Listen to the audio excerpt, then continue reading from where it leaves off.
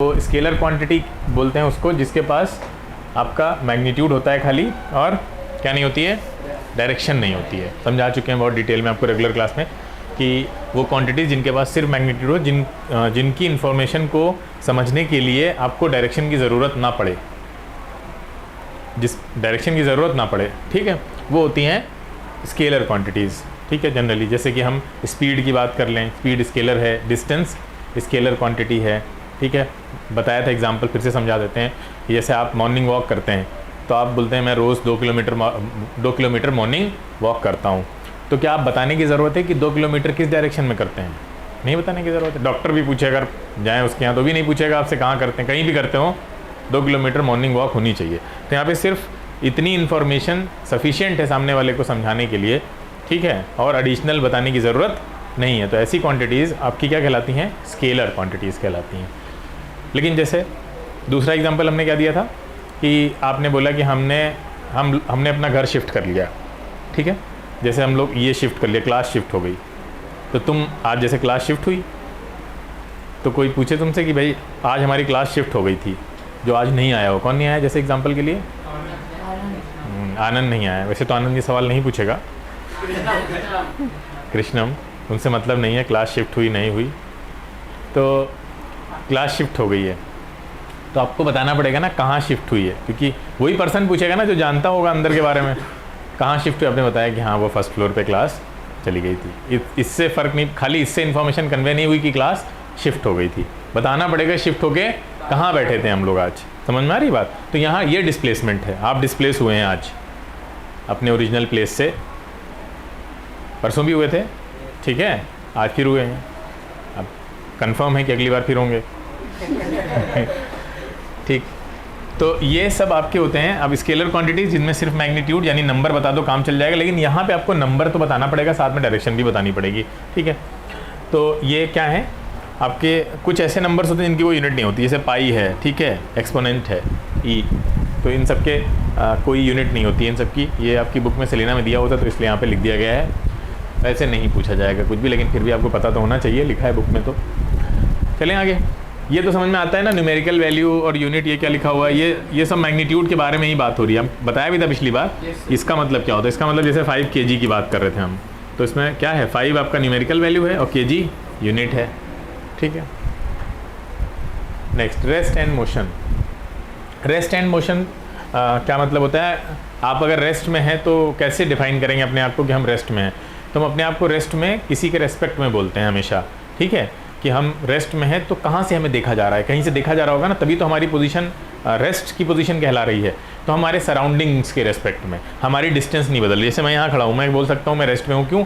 क्योंकि मेरी इस वॉल से डिस्टेंस नहीं बदल रही, और ये वॉल अपने आप में स्टेशनरी है। क्लियर है? हाँ, अब ये वॉल चलना शुरू कर दे तो फिर इसका रेफरेंस हम यूज़ नहीं करेंगे। हम किसका रेफरेंस यूज़ करेंगे? जो चल ना रहा हो। हाँ, तो जो स्टेट ऑफ रेस्ट में है खुद भी, तो ये दीवार है, इसकी डिस्टेंस वही है जहाँ थी, चेंज नहीं हो रही टाइम के साथ में। तो हमारी डिस्टेंस इस दीवार के साथ चेंज नहीं हो रही और टाइम चेंज हो रहा है लगातार। तो हम बोलेंगे कि जो हमारा वो है इस टाइम पे पोजीशन है वो कैसी है?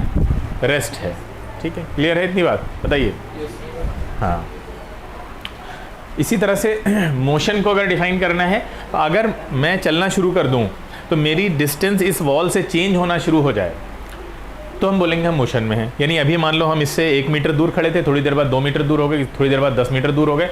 अब इस दीवार के रेस्पेक्ट में हमारी पोजीशन स्टेशनरी नहीं है, कांस्टेंट नहीं है, फिक्स नहीं है। पहले 1 मीटर थी, टाइम निकल रहा था, 10 मिनट बाद भी 1 मीटर है, आधे घंटे के बाद भी 1 मीटर है, तो हम बोल रहे थे कि रेस्ट में है। लेकिन अगर वो चेंज हो रही है, 1 से 2, 2 से 10, 15, 20 हो रही है, तो फिर क्या होंगे? हम रेस्ट में नहीं कहलाएंगे, हम मूव कर रहे हैं। और किसके रेफरेंस से हम बोल रहे हैं? ये वॉल की रेफरेंस से बोल रहे हैं हम। कोई पेड़ होगा उसके रेफरेंस से बोल रहे हैं हम। आप लोगों के रेस्पेक्ट में बोल रहे हैं, आप लोग बैठे हुए हैं, हम चलने लगे अगर, तो आपके रेस्पेक्ट में हम मूव कर रहे हैं। तो ये रिलेटिव वर्ड है। रिलेटिव का मतलब होता है देखने वाला जो देख रहा है वहाँ से ये दिख रहा है। कोई और कहीं और से, कोई और बैठ के अगर हम लोगों को गाड़ी के ऊपर चल रही हो, गाड़ी वहाँ से देखे तो उसके हिसाब से, तो अगर वो मूव कर रहा है तो हम भी मूव कर रहे हैं उसके लिए। वो आगे जा रहा है तो हम पीछे जा रहे हैं। जैसे आप गाड़ी पे बैठते हैं तो जो पेड़ पौधे होते हैं वो सब पीछे जा रहे हैं, आप गाड़ी पे भी बैठा होगा, वो क्या बोलेगा कि हम आगे नहीं जा रहे हैं, सारी दुनिया पीछे जा रही है। ये लगता है ना? बोलिए। ठीक, तो ये सिर्फ और सिर्फ पर्सपेक्टिव का खेल होता है सारा। क्लियर है इतनी बात? बोलो। हाँ, तो rest and motion relative term है, मतलब देखने वाले पे डिपेंड करता है वो देख कहाँ से रहा। अगर वो उस रेस्ट से देख रहा है तो अलग तरह से डिफाइन करेगा, और वो किसी मूविंग ऑब्जेक्ट से देख रहा है तो अलग तरह से डिफाइन करेगा। ठीक है, तो यहाँ पे जो चीज़ें डिफाइन की गई हैं वो एक रेस्ट वाली कंडीशन से अगर कहीं देख रहे हैं तो वहाँ से डिफाइन की गई कि कोई इंसान खुद रुका हुआ है, वहाँ से देख रहा है चीज़ों को, तब बता रहा है कि कौन रेस्ट में होगा। The body said to be at rest if does not change its position with respect to its immediate surrounding. Immediate surrounding में मेरे ये वॉल है, ठीक है, ये वाली वॉल है, पीछे पैनल लगा हुआ है, ठीक है, आगे आप लोग बैठे हुए हैं, इनको बोलते हैं इमीडिएट सराउंडिंग्स। ठीक है, मोशन क्या होती है? A body is said to be in motion if it changes its position with respect to its immediate surroundings. अगर उसकी पोजीशन चेंज होने लगी वहाँ से तो फिर वो मोशन में आ गया। बस सिंपल है इतना। बोलो, समझ में आ गया? हाँ। अब वन डायमेंशनल मोशन बोलते हैं उसको जो स्ट्रेट लाइन में हो। अब वन डायमेंशन मोशन ज़रूरी नहीं है खाली वो ग्राउंड पे ही चल रहा हो।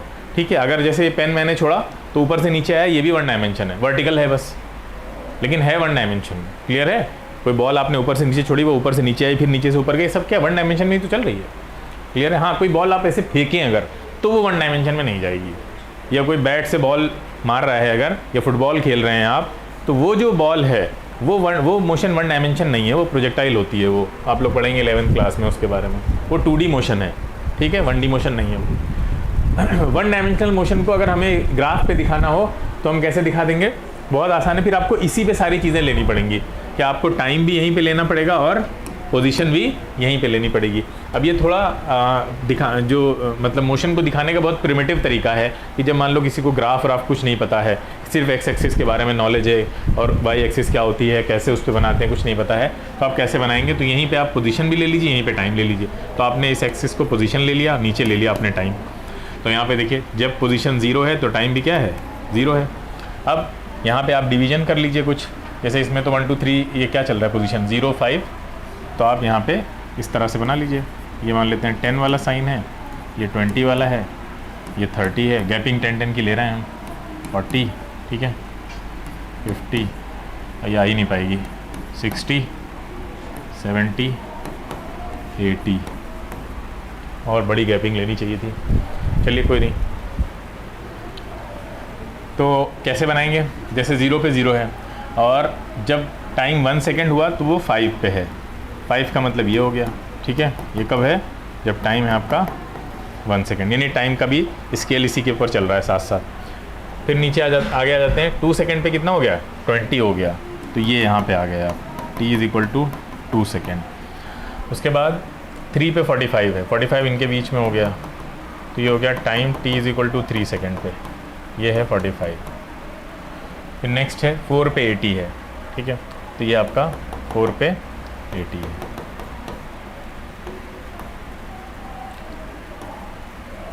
अगर आपको याद है तो ये ऑब्जेक्ट आपको लग नहीं रहा है कि फ्री फॉल कर रहा है। फ्री फॉल में ऐसी डिस्टेंसेस आती हैं। चलें आगे। अब आते हैं डिस्टेंस और डिस्प्लेसमेंट पे। बहुत आसान है, अच्छे से समझ लीजिए, एक बार बता रहे हैं। डिस्टेंस क्या होती है? डिस्टेंस आपके पाथ पे डिपेंड करती है। आप घर से यहाँ आए, घर से यहाँ आए तो आपने कोई पर्टिकुलर पाथ लिया होगा आने के लिए। हो सकता है रोज़ वही पाथ से आते हों, कोई फ़र्क नहीं पड़ता है, लेकिन क्या वही एक पाथ है यहाँ आने का? नहीं। लेकिन आप उसी पाथ से यहाँ चल कर आए हैं, तो आपकी पाथ लेंथ जो है वो है डिस्टेंस। आप किधर मुड़े किधर नहीं मुड़े उससे कोई फ़र्क नहीं पड़ता है, आप कितना डिस्टेंस आपने कवर किया है। ठीक है, क्लियर है? आप कौन सा रास्ता फॉलो करके आए, कौन सा रास्ता फॉलो नहीं किया, इससे कोई फ़र्क नहीं पड़ता है। फ़र्क किससे पड़ता है? लेंथ कितनी आपने ट्रैवल की है। ठीक है, अब अगर आपने कोई दूसरा रास्ता फॉलो किया तो सबसे पहली चीज़ क्या बदलेगी? पाथ लेंथ बदल जाएगी। बदल जाएगी, घट सकती है, बढ़ सकती है, लंबा रास्ता हो जाएगा या छोटा रास्ता हो जाएगा। तो जो डिस्टेंस है वो सिर्फ पाथ पे डिपेंड करती है। यानी कि आपने गाड़ी चलाई वहाँ से, मान लीजिए मीटर आपने 0 कर लिया वहाँ पे, और ला के फिर सीधे गाड़ी आपकी कहाँ रुकी? ग्रेविटी पे आके, तो ये देखा जाएगा कि उसमें जो ओडोमीटर है वो क्या दिखा रहा है, कितना चल के आए हैं आप। 1 किलोमीटर चल के आए, 2 किलोमीटर चल के आए, 3 किलोमीटर चल के आए, सिर्फ वही डिस्टेंस है और कुछ मतलब नहीं है कि आप हवा में चल के आए हैं या ग्राउंड में चल के आए हैं या अंडरग्राउंड चल के आए हैं, कोई फ़र्क नहीं पड़ता उससे। फ़र्क किससे पड़ने वाला है? वो किलोमीटर्स कितने चले आपने, पाथ जो भी पाथ फॉलो किया है आपने, जिस भी नेचर का था उसकी लेंथ कितनी थी। क्लियर है? हाँ, अब जैसे ही पाथ बदलेंगे आप, आपकी पाथ लेंथ भी बदल जाएगी। तो ये this is called distance, path length. देखो, the total path length covered by the body, खत्म, ये है डिस्टेंस। अब देखिए ध्यान से, पाथ बदलेगा, डिस्टेंस बदल जाएगी। अब डिस्प्लेसमेंट क्या होता है? बहुत आसान है। आप घर से यहाँ तक आए, उसके आने के बहुत सारे रास्ते हैं। कोई ऐसा रास्ता होगा जो बहुत शॉर्ट होगा, होगा नहीं होगा? होगा, बिल्कुल होगा। वो एक ही होगा या एक से ज़्यादा होंगे? एक ही होगा। ज़रूरी नहीं कि उस रास्ते से आप आ पाएँ, वो एग्जिस्ट करना चाहिए, ध्यान रखना। ऐसे होता है ना, कई ऐसे रास्ते हैं जिससे हम आ ही नहीं सकते, लेकिन है वो शॉर्टकट। क्लियर है? जैसे एरियल, अरे एरियल रास्ता शॉर्टकट होता है सबसे। हवा में तो कोई ट्रैफिक नहीं, कोई घर नहीं, कोई मकान नहीं है। क्लियर है? तो उस तरह का कोई रास्ता होगा ना तुम्हारे घर से यहाँ तक का? नहीं होगा, बिल्कुल होगा। वो शॉर्टेस्ट पाथ वो कहलाएगा डिस्प्लेसमेंट। और वो एक से ज़्यादा नहीं होंगे, दो पर्टिकुलर पॉइंट के बीच में, यानी तुम्हारे घर और ग्रेविटी के बीच में एक ही ऐसा रास्ता एग्जिस्ट करेगा। पाथ तो बहुत से हो सकते हैं, यहाँ आने के रास्ते तो 10 भी हो सकते हैं, लेकिन शॉर्टेस्ट पाथ जो होगा वो एक ही होगा। वो चाहे हवा में आने वाला हो, मैंने बोला ना, आप आ पाएँ चाहे ना आ पाएँ, आपके पास वो फैसिलिटी नहीं है कि आप आ पाएँ, लेकिन है तो, रास्ता तो एग्जिस्ट करता है। क्लियर है इतनी बात? नहीं? हाँ, तो वो कहलाएगा आपका डिस्प्लेसमेंट। अब डिस्प्लेसमेंट नहीं बदलने वाला है, पाथ, क्योंकि उसका पाथ एक ही है, वो एक से ज़्यादा है ही नहीं। जो आप बोलें कि आज मैं ये वाला डिस्प्लेसमेंट से आया हूँ, आज मैं ये वाले से आया हूँ, नहीं। आप शॉर्टेस्ट की अगर बात कर रहे हैं तो आप फिर एक ही है, जिस वो आप आ पाएँ चाहे ना आ पाएँ, लेकिन वो एक ही है। क्लियर है इतनी बात? हाँ, वो तब तक नहीं बदलेगा जब तक आपका इनिशियल और फाइनल पॉइंट ना बदले। कि अब आप अपने घर से नहीं आ रहे हैं, अपनी नानी के घर से आ रहे हैं यहाँ पे, तो अब तो डिस्प्लेसमेंट बदल जाएगा, क्योंकि आपकी नानी के घर और ग्रेविटी के बीच का डिस्प्लेसमेंट यानी शॉर्टेस्ट पाथ अलग होगा। क्लियर है इतनी बात? तो जब तक आपका आने का और मतलब जहाँ आ रहे हैं डेस्टिनेशन और जहाँ से स्टार्ट कर रहे हैं अपने घर से, ग्रेविटी और आपके घर के बीच ये दो पॉइंट सेम है, जब तक इनिशियल और फाइनल पॉइंट सेम है आपके, तब तक डिस्प्लेसमेंट नहीं बदलेगा। डिस्प्लेसमेंट हमेशा जब भी निकालेंगे फाइनल माइनस इनिशियल करके निकालेंगे। ठीक है? कि आप जहाँ पहुँचे हैं वहाँ से और जहाँ से आपने स्टार्ट किया था वहाँ से दोनों के बीच में हम माइनस कर देंगे डिस्टेंस को, और वो जो निकल के आएगी वो होगी आपका डिस्प्लेसमेंट। तो डिस्प्लेसमेंट पाथ पे डिपेंड नहीं करता है, क्योंकि उसके पाथ है ही नहीं कई सारे, वो डिपेंड क्यों करेगा? क्लियर है? हाँ, वो डिपेंड करता है इनिशियल और फाइनल पॉइंट पे, जबकि डिस्टेंस जो होती है उसका इनिशियल फाइनल पॉइंट से कोई लेना देना नहीं है, उसका पाथ से मतलब है, आपने कौन सा पाथ फॉलो किया। ठीक है? हाँ, तो ये दो इंपॉर्टेंट चीज़ें लिखी हुई हैं। Distance depends on the path followed, ये स्केलर क्वांटिटी होती है, जैसे अभी हमने मॉर्निंग वॉक वाला एग्जांपल दिया था आपको। ठीक है? इसकी यूनिट क्या है आपकी? CGS में सेंटीमीटर, SI में मीटर, डिस्टेंस को हम मीटर में मेजर करते हैं, ये भी यूनिट सेम है, बस इसमें डिफरेंस क्या है? ये शॉर्टेस्ट डिस्टेंस होती है इनिशियल फाइनल पोजीशन के बीच में। डिस्प्लेसमेंट जो है वो इनिशियल फाइनल पॉइंट पे या पोजीशन पे डिपेंड करता है, पाथ पे डिपेंड नहीं करता है। ये वेक्टर क्वांटिटी होती है, क्योंकि इसमें आपको क्या, हाँ, डायरेक्शन इन द सेंस कि फाइनल पॉइंट आपका क्लियर होना चाहिए, आप कहाँ जा रहे हैं। ठीक है? कहाँ से स्टार्ट किया ये भी क्लियर होना चाहिए आपको, डिनोटेड बाई ये, यहाँ पे ये वेक्टर साइन आ जाता है, ऊपर जो एरो देख रहे हैं आप, तो ये एरो ये दिखा रहा है कि ये वेक्टर क्वांटिटी है, इसके लिए डायरेक्शन पता होना ज़रूरी है आपकी। आप बोलोगे ना हम डिस्प्लेस हुए, तो कितना हुए ये बताना पड़ेगा और कहाँ हुए ये बताना पड़ेगा। क्लियर है? तो डिस्टेंस में ये चीज़ ज़रूरी नहीं है बताना, वो सिर्फ लेंथ बता दीजिए, काम चल जाएगा। 10 किलोमीटर, 15 किलोमीटर, ठीक है? जैसे गाड़ी के बारे में बता दूँ कि आज मुझे स्कूटी मिल गई थी, आज मैंने उसको खूब भगाया, 10 किलोमीटर चलाया। अब कोई पूछेगा कि बताओ कहाँ कहाँ घुमाया, ये मैटर नहीं करता। आप ये बताना नहीं चाह रहे थे कहाँ कहाँ, आप क्या बताना चाह रहे थे कि मैंने आज 10 किलोमीटर गाड़ी चला ली, तो इन्फॉर्मेशन कन्वे हो गई, यानी डिस्टेंस वहाँ पे वेक्टर क्वांटिटी, मतलब उसकी ज़रूरत नहीं, डायरेक्शन की ज़रूरत नहीं है। तो ऐसी क्वांटिटी क्या कहलाएगी आपकी? स्केलर, क्योंकि आप वहाँ सिर्फ और सिर्फ पाथ लेंथ बताना चाह रहे थे, कितना मेजर कर लिया मैंने, यही तो बताना चाह रहे थे। क्लियर है इतनी बात? अब जैसे मान लीजिए आप किसी को बोलें कि आज मैंने मतलब ऐसा कोई करेगा नहीं, लेकिन एग्जांपल के लिए समझा रहे हैं कि आज मैंने 100 पे जो है गाड़ी चलाई, 100 की स्पीड पे गाड़ी चलाई, मैं 100 किलोमीटर पर आवर पे मैंने स्कूटी मुझे मिल गई या बाइक मिल गई, तो आज मैंने उसको भगाया। अब जैसे ही आप इसको बोलेंगे तो सामने वाला पूछेगा कहाँ पर भगाया, क्यों ट्रैफिक में तो नहीं भगाओगे इसको, और भगाओगे तो बताने के लिए कोई और होगा, ठीक है, न्यूज़ आएगी। तो पूछेगा कहाँ भगाया, तो कोई ना कोई हाईवे या इस तरह की कोई जगह, मरीन ड्राइव या हाईवे बताना पड़ेगा आपको कि हाँ मैंने वहाँ पे आज इतना गाड़ी चलाया, मतलब। तो इस तरह से हम डे टू डे लाइफ में इसको यूज़ करते हैं, स्केलर वेक्टर क्वांटिटीज़ को, ठीक है, जहाँ हमें डायरेक्शन बताना ज़रूरी हो जाता है, कि नहीं बताएंगे तो बताने का मतलब ही ख़त्म हो जाएगा। चलिए अब ये क्वेश्चन देखिए, बोल रहा है the person travels from point A to B, O to O, मतलब 0 to A और A to B इन straight line, the distance and the displacements are respectively. तो O से कहाँ गया, वो A पे गया, और A से वापस आया B पे।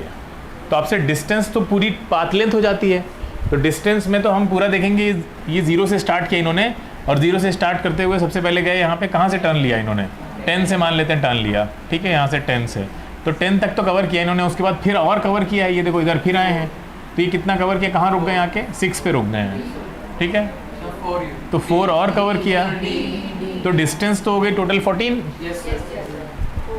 क्लियर है? अब पूछ रहे हैं डिस्प्लेसमेंट। हाँ, डिस्प्लेसमेंट, डिस्टेंस तो आपकी पाथ लेंथ हो गई, डिस्टेंस हो गई आपकी path length, which is 14 metre, ठीक है। 14 मीटर कैसे आई है, 10 + 4।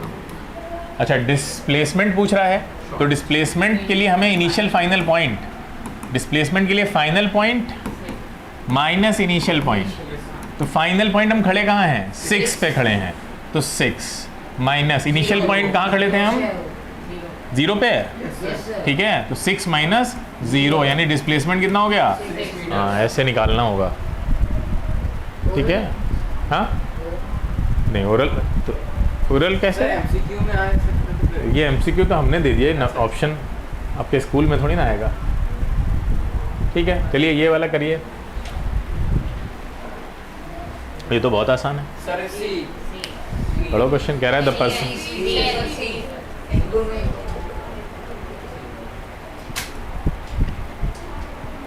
स्ट्रेट लाइन में अगर टर्निंग नहीं हो रही है, ऑब्जेक्ट स्ट्रेट लाइन में चल रहा है, बिल्कुल कहीं टर्न नहीं कर रहा है, तो डिस्टेंस डिस्प्लेसमेंट बराबर होते हैं, क्या होते हैं, जितना डिस्टेंस उतना डिस्प्लेसमेंट। ये पाथ लेंथ देखिए कितनी आ रही है, 9, तो डिस्टेंस तो आपका हो गया 9 मीटर। अब डिस्प्लेसमेंट के लिए हम क्या लॉजिक लगाते हैं, फाइनल पॉइंट, ये फाइनल पोजीशन माइनस, हाँ चलो 10 मान लो, ठीक है, 10 हो गई, फाइनल पोजीशन 10 है, जहाँ वो पहुँचा है, इनिशियल पोजीशन 0 है, तो देखिए आंसर यहाँ भी 10 ही आ रहा है, तो स्ट्रेट लाइन में दोनों सेम आएंगे आपके आंसर। नेक्स्ट, ठीक है, कह रहा है is the total distance equal in all the 3 cases. Total distance पूछ रहा है तीनों केसेस में, पहले में वो यहाँ से O से, मतलब ये O से B जा रहा है, तो एक पाथ ये फॉलो किया उसने, दूसरा ऐसे हुआ आगे से टर्न होके आया, तीसरे में और आगे से टर्न होके आया,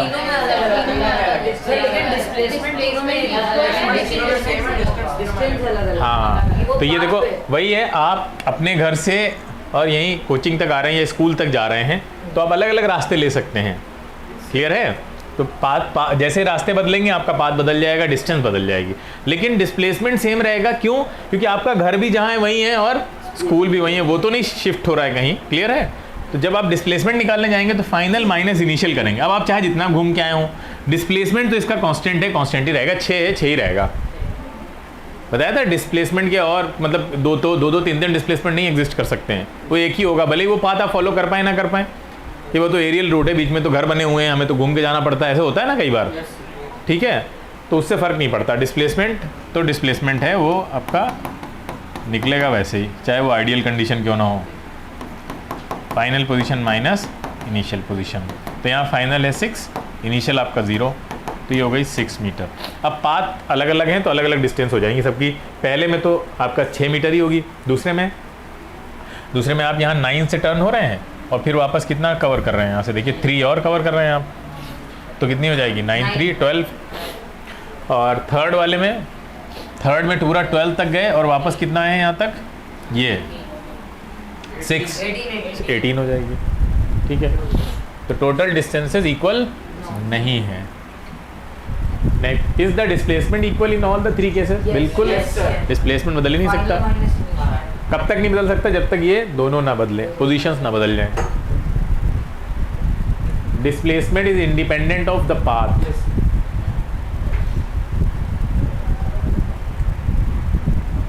ठीक है, समझ में आ गया आप लोगों को अच्छे से।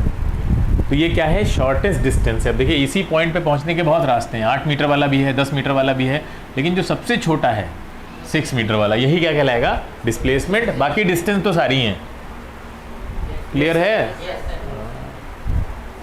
अब बताइए इसमें, what is the relation between distance and displacement? Sir, distance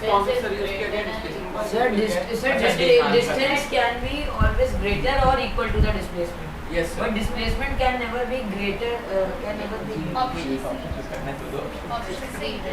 देखो, ये क्या समझाने की कोशिश कर रहे हैं? ये नंबर लाइन है 1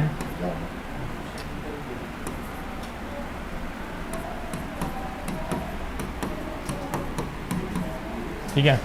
यहाँ क्या होगा? -1, -2, -3, -4। अब मान लीजिए आपकी कई सारी पोजीशंस बनी हुई हैं कि मान लो आप यहाँ खड़े हुए हैं, ठीक, और ये आपकी इनिशियल पोजीशन थी, ये मान लेते हैं आपकी ये पोजीशन ए है, ठीक है। उसके बाद और ये ऐसे चलें आप, उसके बाद फिर ऐसे चलने के बाद फिर इधर टर्न हुए, अब यहाँ पे खड़े हैं, ये पोजीशन बी मान लेते हैं, ठीक है।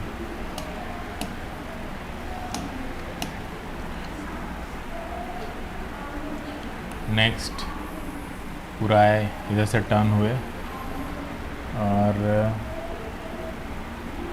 यहाँ पे आगे खड़े हो गए, ये पोजीशन सी मान लेते हैं।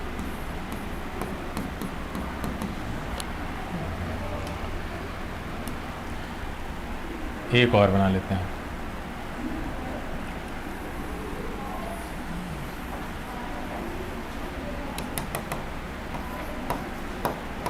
ठीक है।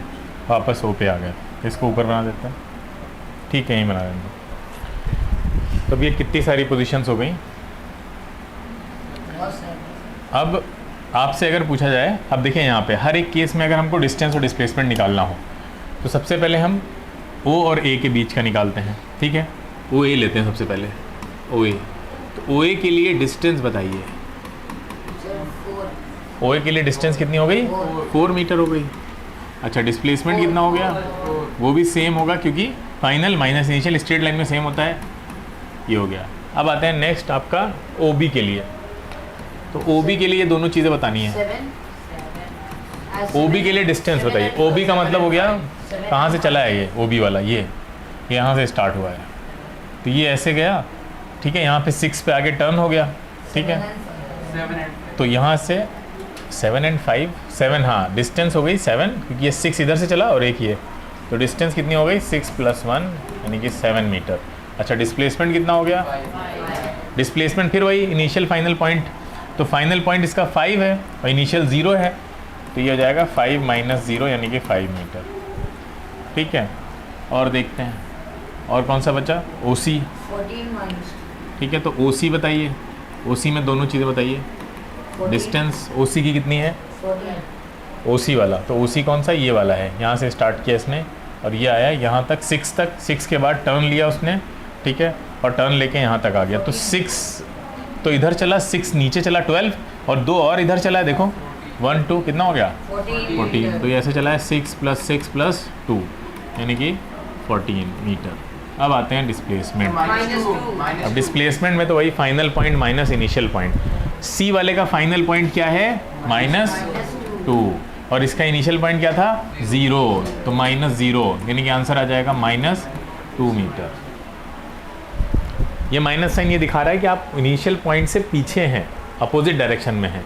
माइनस साइन मैग्नीट्यूड में कोई हेल्प नहीं कर रहा है, वो सिर्फ डायरेक्शन बताने के लिए लगा हुआ है कि इनिशियल पॉइंट से आप अपोजिट डायरेक्शन में खड़े हुए हैं बस। ठीक है, नेक्स्ट क्या है? OD। ठीक है, ये OD मान लेते हैं इस पॉइंट को, तो ये OD में डिस्टेंस कितना है? 6 गया और 6 वापस आ गया। OD वाला ये देखिए, ये इधर 6 गया और 6 इधर से वापस आ गया, तो इसमें डिस्टेंस होगी आपकी 6 + 6 यानी कि 12 मीटर। और डिस्प्लेसमेंट 0 अब डिस्प्लेसमेंट होता है final point minus initial point. Final point इसका कौन सा है? 0। इनिशियल कहाँ था? 0, यानी 0 से ही शुरू किया था, 0 मीटर। क्लियर है? अब आपने देखा कि यहाँ पे डिस्टेंस सारे सिनेरियो में हमेशा पॉजिटिव आई है, कभी नेगेटिव नहीं आई, जबकि डिस्प्लेसमेंट नेगेटिव भी आया, पॉजिटिव भी आया और 0 भी आ गया। इसका मतलब डिस्प्लेसमेंट नेगेटिव भी हो सकता है, पॉजिटिव भी हो सकता है, 0 भी हो सकता है, जबकि डिस्टेंस सिर्फ क्या रहेगी? पॉजिटिव होगी। अगर मोशन हो रही है, नहीं हो रही तो 0। क्लियर है? अगर मोशन हो रही है तो डिस्टेंस कभी 0 नहीं होगी, कभी नेगेटिव नहीं होगी, क्या रहेगी? हमेशा पॉजिटिव रहेगी। क्लियर है? तो और बता किस ले रहे हैं? ठीक है, तो ये अब यहाँ पे जो चीज़ें पूछी जा रही हैं वो देखिए। डिस्टेंस हमेशा, जब भी डिस्टेंस को आप मेजर करेंगे तो वो ज़्यादातर क्या आती है? डिस्प्लेसमेंट से बड़ी आएगी निकल के। ठीक है, अभी पीछे हमने देखा भी डिस्टेंस बड़ी आ रही थी हर केस में, और बहुत ज़्यादा हो जाएगा तो इक्वल हो जाएगी। अगर स्ट्रेट लाइन मोशन हो रही है तो डिस्टेंस क्या हो जाएगी? इक्वल हो जाएगी। ठीक है, लेकिन डिस्टेंस कभी भी लेस नहीं होगी डिस्प्लेसमेंट से। होता है कभी? नहीं, डिस्टेंस कभी डिस्प्लेसमेंट से, क्योंकि डिस्प्लेसमेंट ऑलरेडी छोटी डिस्टेंस को बोलते हैं। ठीक है, तो छोटी कैसे हो सकती है उससे? क्लियर है? अगर छोटी डिस्टेंस लोगे तो बराबर हो जाएगी बस, और कुछ नहीं होगा स्ट्रेट लाइन मोशन में। तो इन दोनों को अगर हम क्लब करें तो हम ये कह सकते हैं कि डिस्टेंस जो है वो या तो बड़ी होगी डिस्प्लेसमेंट से, या तो इक्वल होगी। इक्वल का साइन यहाँ लगा दिया हमने, याद रहेगा ये? तो ये ऑप्शन देख लीजिए कौन सा मैच कर रहा है? सी। ठीक है, चलें आगे। देखिए क्वेश्चन पढ़िए ध्यान से।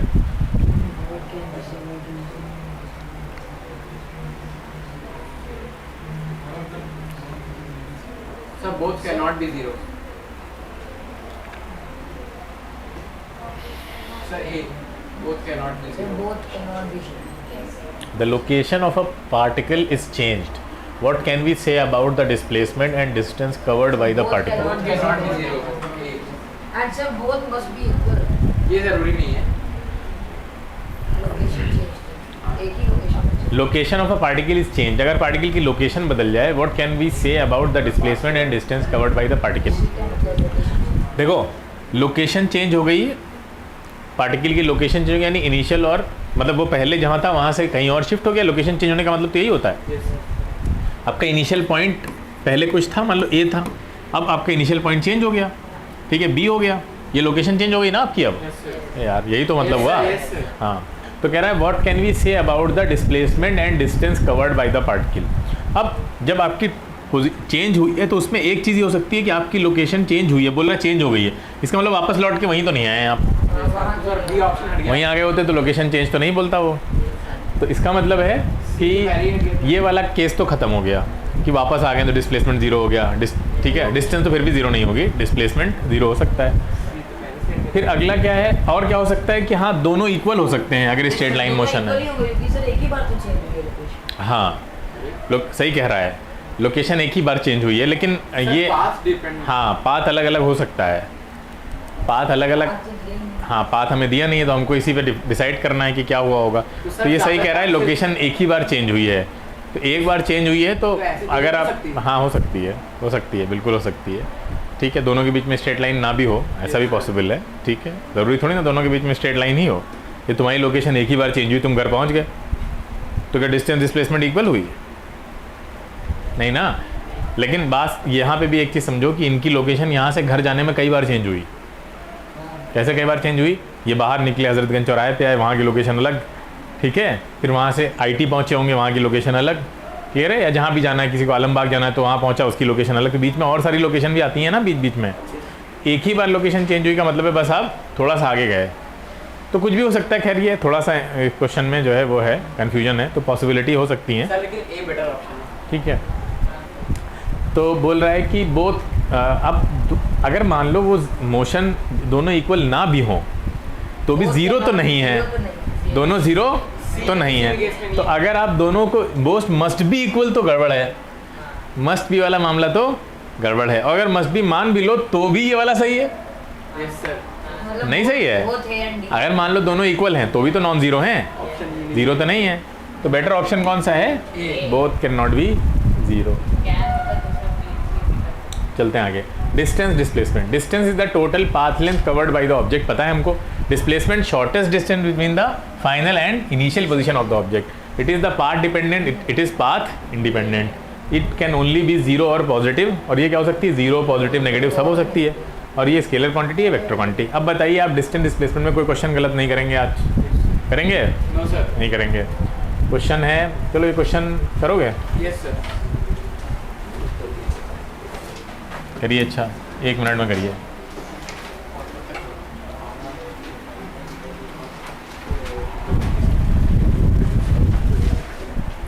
कह रहा है farmer has to go 5 metre due north, 4 metre due east and 200। क्या आपने पाइथागोरस पढ़ा है?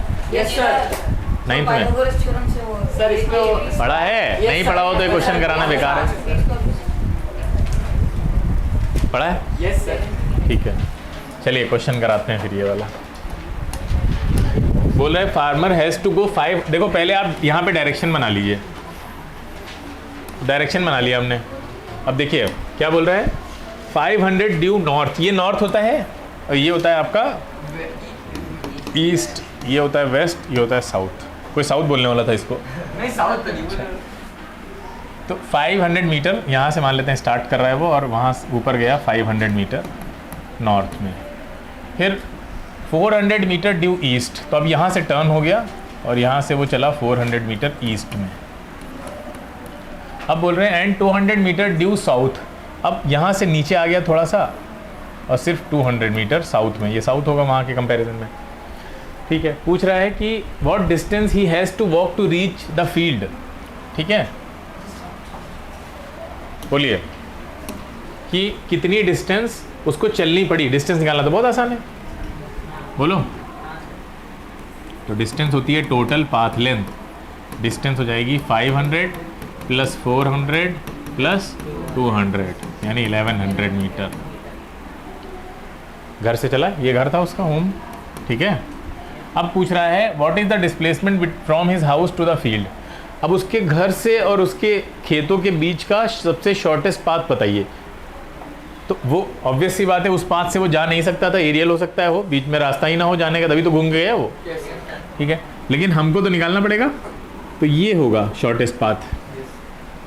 अब ये शॉर्टेस्ट पाथ निकालने के लिए आपको पूरा पाइथागोरस का नॉलेज होना चाहिए, वरना तो नहीं निकलेगा। तो अब देखिए ये आपका ट्राइंगल बन रहा है, ये 400 वाला, ये वाला लाइन भी 400 होगी। अब ये 200 है तो ये भी 200 होगा पैरेलल में। तो ये कितना बचा? पूरा 500 है, कितना बचा ये? 300। तो 300 और ये हो गया 400, तो ये वाला 500 आ जाएगा आंसर। ठीक है, 3 4 5 का राइट एंगल ट्राइंगल बन रहा है। इसको अलग से बना लेते हैं। ठीक है, ये ऐसे जा रहा है आपका, ऐसे, क्लियर है। और ये वाला कितना है? 400 है, ये 300 है। ये पाइथागोरस लगाएंगे, परपेंडिकुलर का स्क्वायर प्लस बेस का स्क्वायर, ये होता है। ठीक है, तो आप इसको सॉल्व करेंगे तो आंसर आ जाएगा आपका 500।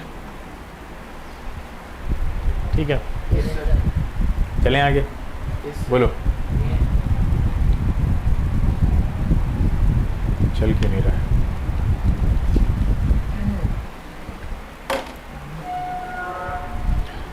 चलिए, स्पीड और वेलोसिटी बहुत ही आसान है, जल्दी से सुनिए। डिस्टेंस डिस्प्लेसमेंट समझ में आ गया तो स्पीड वेलोसिटी बहुत आसान है। स्पीड और वेलोसिटी में क्या डिफरेंस है? अगर आपकी डिस्टेंस किस रेट से चेंज हो रही है, चेंज होने का मतलब ये है कि आप हर सेकंड कितना डिस्टेंस कवर करते जा रहे हैं। स्पीड का मतलब क्या होता है? एवरी सेकंड आप कितनी डिस्टेंस कवर कर रहे हैं, इसको स्पीड बोलते हैं। मान लीजिए आप एवरी सेकंड 10 मीटर कवर कर रहे हैं। कितना कवर कर रहे हैं? हर सेकंड, यानी घर से यहाँ आने में हर सेकंड आप 10 मीटर कवर कर रहे हैं। वैसे तो ये पॉसिबल नहीं होता है, बार बार चेंज होता है। किसी सेकंड हम 10 मीटर करेंगे, किसी सेकंड हो सकता है 15 मीटर करें, किसी सेकंड कम हो जाए, ट्रैफिक हो गया सामने तो 5 ही मीटर कर पाए। तो हर सेकंड आप कितना डिस्टेंस कवर करते हैं, दिस इज कॉल्ड स्पीड। है बहुत सिंपल सी डेफिनेशन। Yes, sir. अब इसको कॉम्प्लिकेट कैसे करेंगे? Rate of change of distance is called Time. With time. With time. क्या रेट ऑफ चेंज लगा तो है? रेट ऑफ चेंज मतलब और किसके रेस्पेक्ट में रेट ऑफ चेंज निकाल रहे हो? नहीं सर, वहाँ लिखा है। ठीक है, क्लियर है? Yes, sir. तो डेफिनेशन आपने लिख दी, rate of change of distance distance. Time के रेस्पेक्ट में ही हो रहा है, ठीक है, विद टाइम लिख लो। तो वैसे क्या है समझने के लिए, हर सेकंड हम कितनी डिस्टेंस कवर कर रहे हैं, जितनी डिस्टेंस आप एवरी सेकंड कवर कर रहे हैं वो क्या होती है। अब हर सेकंड तो आप कैलकुलेट नहीं कर सकते कि चले फिर देखा, चले फिर देखा, ऐसे करते रहेंगे तो चल बसेंगे हम, है ना। बार बार चल चल के देख रहे होंगे, हमारे लिए रास्ता थोड़ी ना किसी ने खुला छोड़ रखा है कि हाँ तुम जैसे मर्जी हो ऐसा करो। तो उसको निकालने का तरीका क्या होता है कि हम ऐसा करते हैं कि टोटल डिस्टेंस हमने जितनी चल ली वो टोटल डिस्टेंस हम कैलकुलेट कर सकते हैं आसानी से कि भाई हम वहाँ से वहाँ जा रहे थे तो वहाँ में 1000 मीटर चलना पड़ा, और उसको चलने में हमें टाइम लग गया, मान लेते हैं एग्जाम्पल के लिए 5 मिनट लग गए, 5 मिनट लग गए, ठीक है। 1 किलोमीटर चलने में 5 मिनट लग गए। तो 5 अब आप डिवाइड करके निकाल सकते हैं कि 1 second, unitary method Yes, sir. Yes, sir. है ना, 1 सेकेंड का निकालना है ना हमें। तो अगर हमको 5 मिनट का मतलब कितने सेकंड होते हैं 5 मिनट में? 300 सेकंड में हम चले हैं 1000 मीटर। तो 1 सेकंड में कितना चलोगे? 1000 डिवाइडेड बाई 300। आप भूल जाइए कि वो डिस्टेंस अपॉन टाइम है, उसको फॉर्मूले में रखना, कुछ नहीं, तो यूनिटरी मेथड है। अरे यूनिटरी मेथड है ना, उसी से फॉर्मूला बन गया। क्या आप 300 सेकंड लगे आपको 1000 मीटर चलने में, तो बताओ 1 सेकंड में कितना चले होगे तुम? तो हमने डिवाइड करके निकाल दिया। अब जो आया उसी को स्पीड बोलते हैं, ठीक है। तो वो हर सेकंड में कैलकुलेट करना पॉसिबल नहीं होता, इसलिए हमको फॉर्मूले की ज़रूरत पड़ गई। आसान है। Yes, yes sir. सर। बस ये स्केलर क्वांटिटी होती है क्योंकि इसमें डिस्टेंस Distance देख रहे होते हैं हम, ठीक है, कि डिस्टेंस हम कितना चले हैं। तो डिस्टेंस को टाइम से डिवाइड करते हैं तो वो इसलिए स्पीड बोलते हैं उसको, और स्पीड स्केलर क्वांटिटी है, ठीक है। वेलोसिटी भी के बारे में भी पढ़ते हैं, पहले इसमें समझ लो। स्पीड समझ में आ गया बात? Yes, sir. कि हर सेकंड हम कितनी डिस्टेंस कवर करते हैं उसको हम बोलते हैं स्पीड, और निकालने का तरीका है टोटल डिस्टेंस को टाइम से डिवाइड कर दीजिए, निकल आएगी। स्केलर क्वांटिटी होती है ये, और मीटर पर सेकंड। क्यों यूनिट कैसे आ गई मीटर पर सेकंड? क्योंकि ऊपर मीटर में है डिस्टेंस और नीचे टाइम किस में है? सेकंड में है, तो वो यूनिट बन गई मीटर पर सेकंड। और अगर सीजीएस में होगी तो सेंटीमीटर पर सेकंड हो जाएगी, यही सीजीएस में लिखना है तो सेंटीमीटर पर सेकंड हो जाएगी। अब आते हैं वेलोसिटी पे। वेलोसिटी क्या है? बस हम वहाँ पे डिस्प्लेसमेंट का देखते हैं, हर सेकंड में हमने डिस्प्लेसमेंट कितना कवर किया हमने, क्या देखते हैं? हाँ, डिस्प्लेसमेंट। जहाँ पे हर सेकंड में डिस्टेंस कवर देख रहे थे, वहाँ पे हर सेकंड में क्या देखेंगे? डिस्प्लेसमेंट कवर कितना है हमारा। अब हर सेकंड में डिस्प्लेसमेंट कैसे चेक करेंगे? तो अब डिस्प्लेसमेंट वेक्टर क्वांटिटी है तो उसमें डायरेक्शन अपने आप ऐड हो जाती है आके।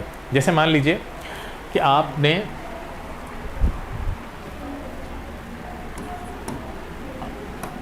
ए से बी जाने के बहुत से रास्ते हैं, ठीक है। आप ऐसे जा सकते हैं ए से बी, ठीक है, ऐसे जा सकते हैं, ठीक है, और कोई रास्ता हो सकता है ऐसे जा सकते हैं, बहुत से रास्ते हैं जाने के।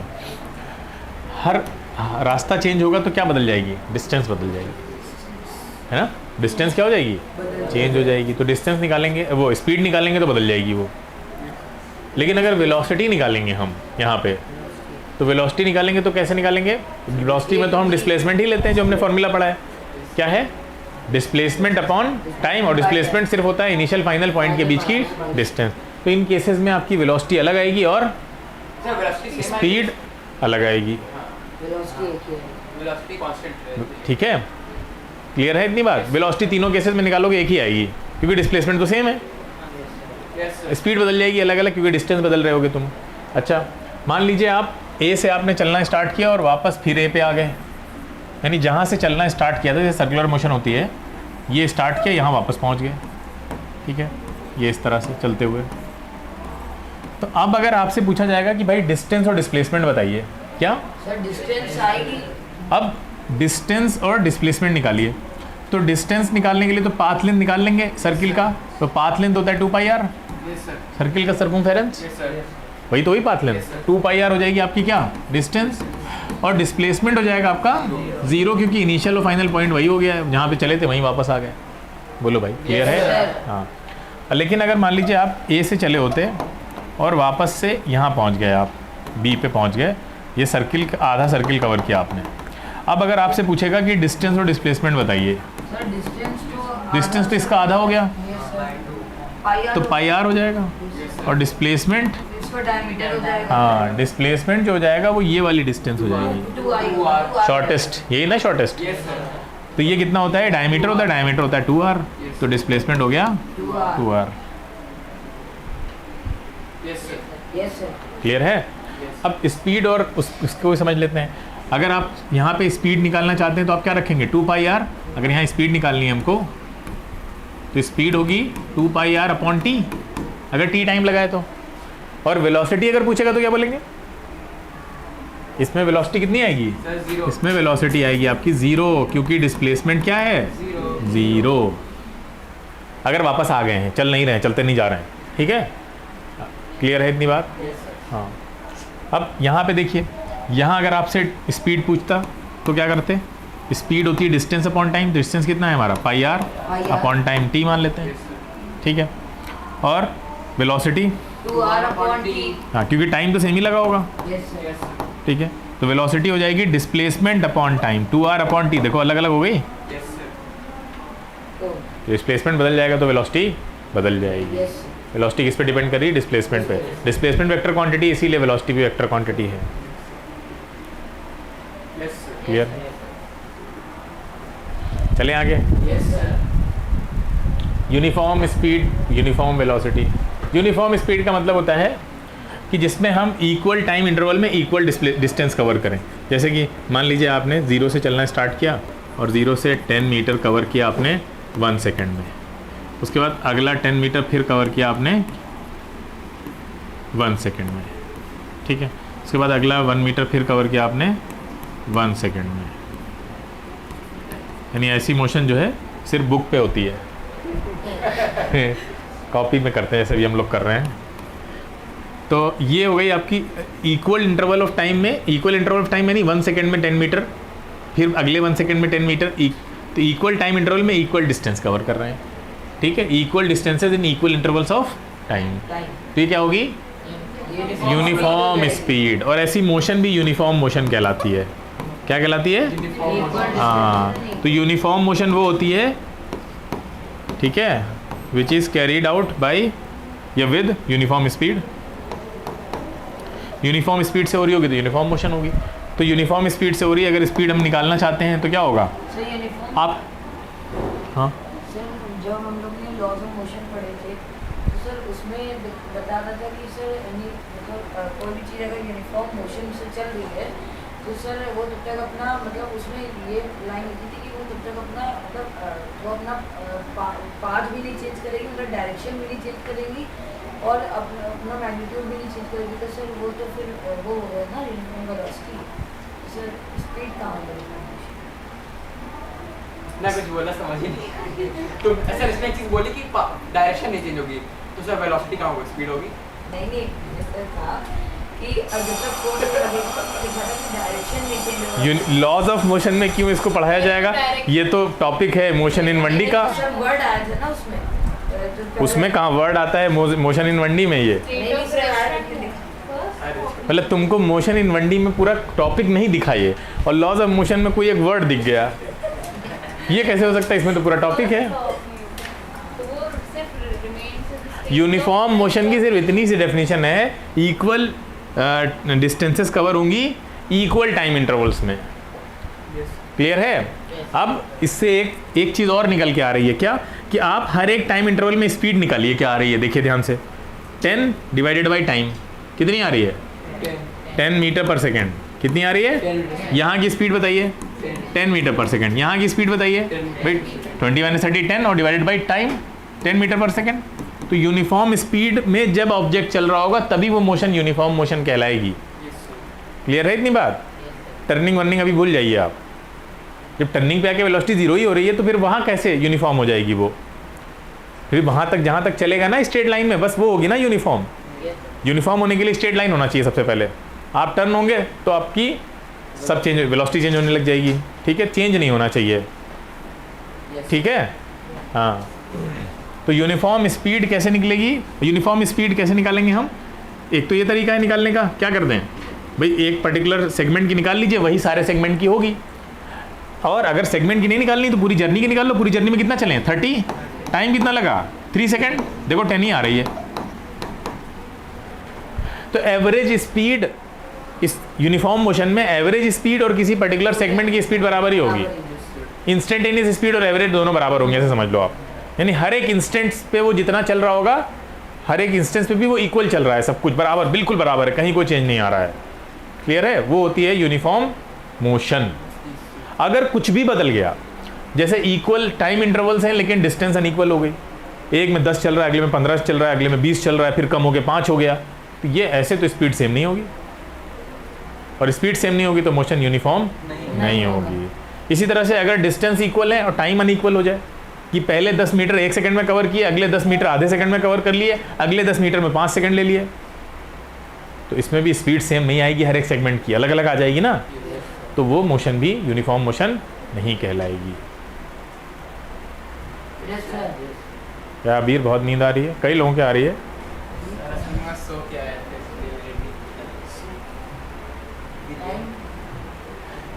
अच्छा, यूनिफॉर्म वेलोसिटी। यूनिफॉर्म वेलोसिटी क्या? वेलोसिटी कब चेंज हो सकती है? यूनिफॉर्म का मतलब जो चेंज ना हो। यूनिफॉर्म का मतलब क्या होता है? हाँ, जैसे स्कूल यूनिफॉर्म होती है, बदलती रहती है क्या हर हफ्ते? नहीं, सेम रहती है। यूनिफॉर्म मतलब एक जैसा, जो बदले ना, चेंज ना हो। क्लियर है? अब वो ऐसी वेलोसिटी जो चेंज ना हो। अच्छा, स्पीड तो हमें पता है सिर्फ मैग्नीट्यूड के बदलने से बदलती है, यानी डिस्टेंस बदले या टाइम बदलेगा तो ही बदलेगी। लेकिन वेलोसिटी में एक दिक्कत है, वेलोसिटी सिर्फ मैग्नीट्यूड से ही नहीं बदलती है, वो डायरेक्शन से भी बदल जाती है। अरे वो दोनों पे डिपेंड करती है ना। तो वेलोसिटी में जो चेंज आएगा वो दोनों में से किसी पे भी आ सकता है। मैग्नीट्यूड चेंज होगा तो भी चेंज हो जाएगी, और डायरेक्शन चेंज होगी तो भी चेंज हो जाएगी। अब मान लीजिए मैग्नीट्यूड अगर चेंज नहीं हुआ और सिर्फ डायरेक्शन बदल गई, तो भी वो मोशन यूनिफॉर्म मोशन नहीं है। हाँ, वेलोसिटी यूनिफॉर्म नहीं होगी, मोशन हो सकती है यूनिफॉर्म। हाँ हाँ बोलो। रिप्रेजेंट कैसे करेंगे कि मतलब मैग्नीट्यूड जैसे कांस्टेंट है? हाँ, अभी बता रहे हैं। सर्कुलर मोशन, सर्कुलर मोशन देखिए, ये देखिए, वेलोसिटी हर इंस्टेंट पे अपनी डायरेक्शन बदल रही है, और बिना डायरेक्शन बदले आप सर्कुलर मोशन कर ही नहीं सकते। सर्कुलर मोशन का एक बड़ा प्री रिक्विजिट है कि आपको अपनी डायरेक्शन बदलनी पड़ेगी इनफाइनाइट नंबर ऑफ टाइम्स। एक बार दो बार की बात नहीं हो रही, इनफाइनाइट नंबर ऑफ टाइम्स आपको अपनी डायरेक्शन बदलनी पड़ती है, भले ही आपका मैग्नीट्यूड सेम हो। तो मैग्नीट्यूड यहाँ सेम रहता है, यानी वेलोसिटी के अगर आप मैग्नीट्यूड देखेंगे तो वो 10 मीटर पर सेकेंड है, तो 10 मीटर पर सेकेंड है, लेकिन क्या बदल रही है? डायरेक्शन। क्लियर है? तो इसलिए इसको यूनिफॉर्म सर्कुलर मोशन बोलते हैं। क्या बोलते हैं? तो यूनिफॉर्म इसलिए कि मैग्नीट्यूड नहीं बदल रहा है, लेकिन वेलोसिटी बदल रही है, यानी स्पीड नहीं बदल रही है अगर देखें तो। क्लियर है? बोलो, बात समझ में आ रही है? हाँ हाँ। तो डायरेक्शन चेंज होने से स्पीड नहीं बदलती है, डायरेक्शन चेंज होने से, क्योंकि स्पीड डायरेक्शन पे डिपेंड ही नहीं करती है। स्पीड डायरेक्शन पे डिपेंड करती ही नहीं है, उसका बदलना सिर्फ कब होगा? जब मैग्नीट्यूड बदले, डिस्टेंस का मैग्नीट्यूड बदलेगा तो ही बदलेगी वो। हाँ, वेलोसिटी बदल जाएगी, इसीलिए इस मोशन को अभी भी हम यूनिफॉर्म बोल रहे हैं, जबकि वेलोसिटी का डायरेक्शन बदल गया। क्यों? क्योंकि मैग्नीट्यूड नहीं बदला है। सर एग्जांपल का मुझे सर डाउट है सर, ये एक्सेलरेशन होना चाहिए, यूनिफॉर्म एक्सेलरेशन। क्या? Sir rain drops falling with uniform acceleration होना चाहिए। वेलोसिटी कैसे है अगर अब बता रहा है, ये समझ गए नीचे वाला? अब देखो, रेन ड्रॉप अगर यूनिफॉर्म एक्सेलरेशन से आ रही होती है ना, तो ऐसे गिरती जैसे बुलेट, सब खत्म हो जाते हैं, इन्फिनिटी वॉर। एयर ड्रैग से कैंसिल हो जाता है क्या वेट? और क्या? देखिए, रेन ड्रॉप्स नीचे आ रही हैं, ठीक है, अब बहुत वेलोसिटी से आ रही होती हैं। अभी हम लोग आगे पढ़ेंगे मोशन अंडर ग्रेविटी वाले में कि इनका जो वेलोसिटी है वो हर सेकंड चेंज हो रही होती है 9.8 मीटर पर सेकंड से, हर सेकंड बढ़ रही होती है। 10 मान लेते हैं, चलिए ठीक है, समझने के लिए 10 मान लेते हैं। 10 तो मान लेते हैं यहाँ से 100 मीटर ऊपर, 100 तो नहीं, 100 तो बहुत छोटा हो गया, हम 100 मान लेते हैं। 100 तो कुछ भी नहीं है, सोचो हम 100 मीटर मान लेते हैं। 100 मीटर ऊपर किसी ने बारिश स्टार्ट कराई, ठीक है, और उस टाइम पे बारिश की जो बूंद थी उसकी वेलोसिटी 0 थी। क्या थी? 0 थी।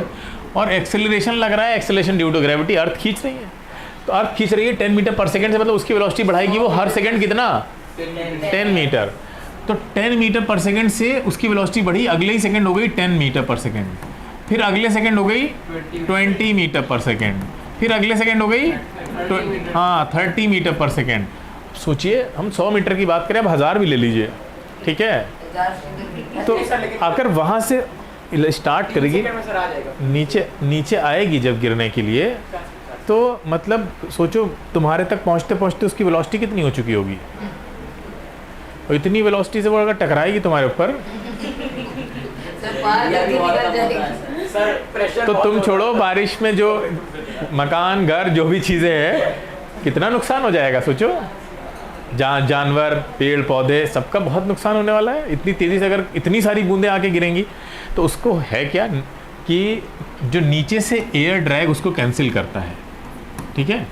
एयर ड्रैग का मतलब हवा जो है, वो हवा क्या करती है, वो जब नीचे गिर रही है तो हवा का रेजिस्टेंस फेस करती है वो, तो हवा का रेजिस्टेंस उसका एक्सेलरेशन कैंसिल कर देता है। क्या कर देता है, उसको रोक तो नहीं पाता है, उसके एक्सेलरेशन को ही कैंसिल कर देगा वो।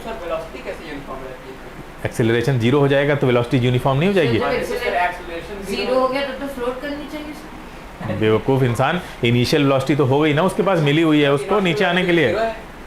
अरे तो नीचे आते आते क्या मतलब कहाँ से गिरना शुरू हुआ है, और एकदम से इनिशियल जो एयर ड्रैग है वो इतना ज़्यादा लग जाएगा, ऊपर वालों पर लगेगा, नीचे आते आते नीचे जो सबसे नीचे पहुँच रहे होंगे उन पर सबसे ज़्यादा लग रहा होगा एयर ड्रैग। क्लियर है। जैसे जैसे आप ऊपर बढ़ोगे उतना ज़्यादा फील होगा आपको, नहीं समझे। एयर ड्रैग तो धीरे धीरे नीचे आती जाएगी, जैसे जैसे कम होता जाएगा। बिल्कुल यूनिफॉर्मली थोड़ी ना लग रहा है कि बस वो गिरे और वहाँ से बिल्कुल यूनिफॉर्म एयर ड्रैग, ना ना ना, सबसे नीचे जो आप तक पहुँच रही है बूंद, वो उस पर सबसे ज़्यादा लग रहा है एयर ड्रैग, तो वो ऑलमोस्ट यूनिफॉर्म वेलोसिटी से पहुँच रही है आपके ऊपर, उसके पास एक्सेलरेशन नहीं है, सब कैंसिल हो गया रास्ते में। और सर ऊपर जी की वैल्यू भी तो कम होगी, नहीं इतनी कम थोड़ी ना होगी, ठीक है। फिर भी 10 है वो, 1 मीटर पर सेकंड से कम मान लो 9 होगी, 8 होगी, 7 होगी, वो भी बहुत ज़्यादा है, बहुत ही ज़्यादा है, ठीक है। और फिर वो बढ़ रही है हर सेकेंड। तो एयर ड्रैग जो है वो रेन ड्रॉप्स का कर लेता है कैंसिल। एयर ड्रैग को समझना बहुत आसान है। कोई शहद की बोतल लीजिए आप, ठीक है, बड़ी सी लंबी, और उसमें ऊपर से कोई कांच की गोली, कांच का, ठीक है, तो कांच का उस पर डालिए इस तरह से, ठीक है।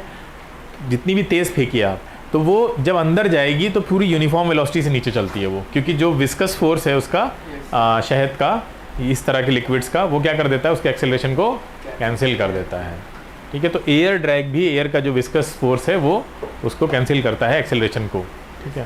सर तो रेन ड्रॉप्स को तो कैंसिल कर देते हैं, लेकिन सर ओले को नहीं कर पाते हैं। तो ओले को भी कर देते हैं, उस हद तक नहीं, ऐसा कि बाहर कोई खड़ा है तो मर जाएगा ओले में, बहुत मुश्किल है। लेकिन हाँ ये है कि ठीक है, ओले का भी करता है, लेकिन हाँ कम हो पाता होगा, बहुत ज़्यादा नहीं, लेकिन हाँ हो जाता है। नॉन यूनिफॉर्म स्पीड पता है, जिसमें आपका डिस्टेंस चेंज हो रहा हो या तो टाइम चेंज हो रहा हो, दोनों में से दोनों भी चेंज हो सकते हैं, ठीक है। नॉन यूनिफॉर्म वेलोसिटी वही unequal displacement, equal intervals of time, ठीक है। जैसे सर्कुलर पाथ वाली बात बता दी। नॉन यूनिफॉर्म अगर आपसे पूछा जाए, उसमें वेलोसिटी यूनिफॉर्म नहीं है, सर्कुलर मोशन में क्या यूनिफॉर्म है, स्पीड, ठीक है। और motion on a rough surface, ठीक है, या कोई भी डे टू डे लाइफ में कोई भी एग्जांपल हो सकता है इसका। इंस्टेंटेनियस स्पीड किसको बोलते हैं? इंस्टेंटेनियस का मतलब होता है हर एक इंस्टेंट पे। जैसे आप गाड़ी चला रहे हैं, तो गाड़ी चला रहे हैं और आप यहाँ से आपने लखनऊ से स्टार्ट किया चलना, ठीक है, और आप दिल्ली गए, तो रास्ते में किसी भी टाइम पे, मान लेते हैं आप कानपुर पहुँचे होंगे यहाँ पे, तो कानपुर में अगर आपसे कोई फ़ोन करके पूछे कि जब गाड़ी चला रहे हैं आप, कि बताओ तुम्हारी स्पीड क्या है इस टाइम पे, तो आप स्पीड कैसे कैलकुलेट करने लगेंगे उस टाइम पे? नहीं, आप अपना ओडोमीटर देखेंगे जब गाड़ी चला रहे होंगे कि भाई अभी मैं इतनी स्पीड पे चल रहा हूँ, मैं 70 पे हूँ, 80 पे हूँ, तो और उसके 2 मिनट बाद फिर फ़ोन करे वो, अब बताओ स्पीड तो वही होगी जो पहले थी, नहीं? क्लियर है? हाँ, तो स्पीड हमारी वो वाली क्यों? क्योंकि रास्ते में ब्रेक भी लग रहा है, ट्रैफिक भी आ रहा है, ठीक है। तो एक स्पीड को मेंटेन कर पाना पॉसिबल नहीं होता है, तो स्पीड चेंज होती रहती है। उसको बोलते हैं, आपकी जो पर्टिकुलर इंस्टेंट पे स्पीड होती है उसको इंस्टेंटेनियस बोलते हैं। बल्कि इंस्टेंट और छोटा हो सकता है, मतलब 1 मिनट से भी छोटा हो सकता है, 1 सेकंड से भी बहुत छोटा हो सकता है, नैनो सेकंड। क्लियर है? 1 सेकंड में क्या स्पीड की कई बार बदल सकती है, नहीं बदल सकती है? बिल्कुल बदल सकती है। क्लियर है? तो वो बहुत छोटे से टाइम इंटरवल के बीच की जो स्पीड होती है उसको बोलते हैं हम क्या? इंस्टेंटेनियस स्पीड, ठीक है। क्लियर है, जो कि इंस्टेंट के साथ बदलती रहती है। अच्छा, जब इंस्टेंटेनियस स्पीड ना बदले, एक जैसी रहे, तो वो मोशन यूनिफॉर्म मोशन होती है। वही मोशन क्या होती है? यूनिफॉर्म मोशन होती है, जो कि प्रैक्टिकली बहुत मुश्किल है, बहुत ही मुश्किल है कि कोई कैसे उसको अचीव करे। ठीक है, सर स्पीडोमीटर कैसे इंस्टेंटेनियस स्पीड इतनी जल्दी कैलकुलेट करता है? अरे स्पीडोमीटर में कैसे कैलकुलेट करता है मतलब? वो कैसे दिखाता है? कैसे दिखाता है इतनी जल्दी? वो स्पीड कैसे दिखाता है? नहीं कैसे सर, दिखाता है? पहले मेरे ये सवाल का जवाब दो। मेरा सवाल ये है सर कि मतलब इतनी जल्दी चेंज इन स्पीड को इंस्टेंटेनियस कैसे होता है? क्यों नहीं? क्योंकि आप डिस्टेंस तो कवर कर रहे हैं ना लगातार। नहीं तो सर मतलब जैसे आपने कहा कि इंस्टेंट तो बहुत छोटा है सर। हाँ, सर वो भी एक्यूरेट तो होता नहीं होगा? नहीं, ओके, एक्यूरेट होता है। क्यों एक्यूरेट नहीं होगा? कैसे? काफ़ी हद तक एक्यूरेट होता है। कैसे सर? तो जैसे उसके तरीके हैं निकालने के, कैलकुलस का यूज़ करके हम लोग निकालते हैं। डिफरेंशिएशन हो रहा होता है। हाँ, सर इतना बड़ा कैलकुलेटर चलता रहता है क्या भाई? नहीं मतलब हम लोग के पास अभी भी वही वाले कैलकुलेटर हैं क्या, जो दुकान पे रखे होते हैं। बाइक के अंदर हद भी खत्म है calculator पड़े रहते हैं। मतलब। मशीन लगी हुई है, मशीन के अंदर मशीन कैलकुलेट कर रही है। और क्या कर रही है वो? कैसे बता रही है आपको? कैलकुलेट ही करके तो बता रही है। आप इंस्टेंट छोड़िए, 1 मिनट का बता रही है, वो कैसे बता रही है? कोई जज भाई बैठे हैं अंदर? नहीं ना। जैसे वो 1 मिनट का कैलकुलेट कर रही है, वैसे ही वो 1 सेकंड का कैलकुलेट कर रही है, वैसे ही वो नैनो सेकंड का कैलकुलेट कर रही है ना। हमको पेपर पे कैलकुलेट करने के लिए इतना लंबा चौड़ा कैलकुलस और ये सब लगाना पड़ता है। मशीन में तो ये चीज़ें और आसान हो जाएंगी, हम उसमें एल्गोरिदम डाल देंगे इस तरह से करके, जो कि उस हिसाब से कैलकुलेट करती जाएगी वो। ठीक है, पहले पेपर पे बनाया गया होगा, पहले मशीन में है। सर पहले तो स्पीडोमीटर होते थे जब मतलब सर बहुत पहले कैलकुलेटर उतने एडवांस नहीं थे, तब कैसे कैलकुलेट? तब उतना एक्यूरेट नहीं होता। स्पीडोमीटर्स बाद में आए, Simple कैलकुलस है। पहले आ गई है। कैलकुलस Simple है। 16th सेंचुरी में आ गई थी। नहीं, वो कह रहा है कि तब हमारे पास इतनी अच्छी मशीनरी नहीं थी ना कि हम उसको इम्प्लीमेंट कर सकें, अपनी कैलकुलेशंस को मशीन से करवा सकें। तो वो ठीक कह रहा है, लेकिन तब हम उतना एक्यूरेटली नहीं मेजर कर पाते होंगे। बस धीरे धीरे टाइम के साथ हम और प्रिसाइज होते जा रहे हैं ना, चीज़ों को और एक्यूरेटली मेजर कर लेते हैं। ऐसी एटॉमिक क्लॉक तक बन गई हैं अब तो। क्लियर है? चलें आगे। Yes sir. जयेश भाई रिवीजन नहीं कराने देंगे जल्दी। अच्छा, एवरेज स्पीड क्या है? एवरेज स्पीड वो है कि टोटल डिस्टेंस पहुंच गए आप जहां पहुंचना था आपको, चाहे वो लखनऊ से कानपुर के बीच का हो, चाहे वो आपका लखनऊ से दिल्ली हो, तो पहुंच गए अब आपने अपने उसमें देख लिया ओडोमीटर में कि कितना डिस्टेंस हमने यहाँ 0 कर दिया था, आपने वहाँ तक पहुँचे, उसने 500 किलोमीटर दिखाया और 5 घंटे लगे आपको, तो आपने निकाल लिया वहाँ से स्पीड कितनी आ रही है, 100 किलोमीटर पर आवर। लेकिन क्या आप रास्ते में हर जगह 100 किलोमीटर पर आवर से चले थे? नहीं, कभी 100 से कम भी हुए होंगे, कभी 100 से ज़्यादा भी होंगे। उसने आपको लमसम अमाउंट दे दिया, एवरेज अमाउंट दे दिया। एवरेज मतलब उसके आसपास है ये होगी, तो इंस्टेंटेनियस भी निकल के आएगी तो उसी के आसपास ही निकल के आएगी। ऐसा नहीं होगा कि इंस्टेंटेनियस 10 की निकल के आ रही है या 200 की निकल के आ रही है। लेकिन किसी इंस्टेंट पे तो 10 भी हो सकती है। हाँ बिल्कुल हो सकती है, लेकिन बहुत बहुत करीब, बहुत जो एवरेज वाली होती है वो बहुत करीब की वैल्यू दे रही होती है। अब उसी के उससे ऊपर भी हो सकती है, उससे नीचे भी हो सकती है, बस इतना ही बोल सकते हैं उसके बारे में। अच्छा, वेलोसिटी में क्या डिफरेंस हो गया? बस वही डिस्प्लेसमेंट वाला डिफरेंस हो गया और कुछ नहीं। यहाँ पे हम डिस्प्लेसमेंट को ध्यान में रखते हुए करेंगे, यहाँ किसको ध्यान में रखते हुए करेंगे? डिस्टेंस को करेंगे, बाकी कोई डिफरेंस नहीं होने वाला है। एवरेज वेलोसिटी में भी टोटल डिस्प्लेसमेंट लिया जाएगा। ठीक है, अब आप यहाँ से दिल्ली गए हैं, कोई भी रास्ता फॉलो कर लें आप, मान लीजिए आपने आपके ओडोमीटर में उसने दिखाया कितना दिखाया, आप जो पाथ फॉलो करके गए, मान लो 1000 किलोमीटर दिखा रहा है। अब दिल्ली का रास्ता यहाँ से कितना है, सबसे छोटी डिस्टेंस मान लो 500 की है, तो आपकी जो वेलोसिटी आएगी वो 500 के हिसाब से आएगी। आप जो पाथ फॉलो करके गए वो दिखा रहा है ना ओडोमीटर डिस्प्लेसमेंट दिखा रहा है क्या? नहीं भाई, क्लियर है? उसको डिस्प्लेसमेंट मान लेंगे तब तो कैलकुलेशन ही बिगड़ जाएंगे आपके सारे। बुलाया के बैठेंगे आपकी दिल्ली जाना होगा तो 1000 किलोमीटर का डिस्टेंस है, इतना पेट्रोल लगेगा, ये होगा वो होगा, गलत कैलकुलेशन करेंगे आप। ठीक है, क्लियर है? तो जो अवेलेबल पाथ, जो डिस्प्लेसमेंट का मतलब तो वो वाला पाथ हो गया जो आप ना भी चल पाएँ और अवेलेबल है, तो वो क्या हो गया? डिस्प्लेसमेंट हो गया। तो उससे हम कैलकुलेट करेंगे। तो ये अलग हो सकती है, एवरेज वेलोसिटी अलग हो सकती है किससे? एवरेज स्पीड से अलग हो सकती है। ठीक है, चलें आगे। स्पीड वेलोसिटी में डिफरेंस सेम वही जो अब तक समझा रहे हैं, डिस्टेंस ट्रेवल्ड पर second by a moving object. ठीक है, हाँ सारी चीज़ें वही हैं। स्पीड पॉजिटिव रहेगी क्योंकि डिस्टेंस पॉजिटिव रहती है हमेशा, और वेलोसिटी नेगेटिव हो सकती है, पॉजिटिव भी हो सकती है। एवरेज स्पीड 0 नहीं हो सकती। ठीक है, एवरेज स्पीड कैसे 0 हो सकती है? ठीक है, ये एवरेज वेलोसिटी होगी, गलत लिखा है यहाँ पे। Average velocity can be 0। ठीक है, ये लिखा हुआ है। चलें आगे। एक्सेलरेशन, एक्सेलरेशन क्या होता है? Rate of change of velocity. Velocity जब चेंज होने लगे तो उसको एक्सेलरेशन बोलते हैं। एक्सेलरेशन किसको बोलते हैं? जैसे हम डिस्टेंस चेंज हो रही थी तो उसको स्पीड बोल रहे थे, डिस्प्लेसमेंट चेंज हो रहा था उसको वेलोसिटी बोल रहे थे। अब अगर वेलोसिटी ही बदलने लगे हर सेकंड से, अगर आप अभी 10 मीटर पर सेकंड से चल रहे थे, अगली बार आप 11 से चलने लगे, फिर आप 12 से चलने लगे। जैसे आप ऊपर से जब कोई रेन ड्रॉप आ रही, मतलब रेन ड्रॉप नहीं, कोई भी ड्रॉप हो रहा है ऊपर से, तो वो उसका जो वेलोसिटी है वो हर सेकंड बदल रहा है 10 से। अगर आपने उसको 0 से छोड़ा था तो 1 सेकंड बाद वो 10 मीटर पर सेकंड अचीव कर चुका है, अगले सेकंड में वो 20 मीटर पर सेकंड अचीव कर चुका है।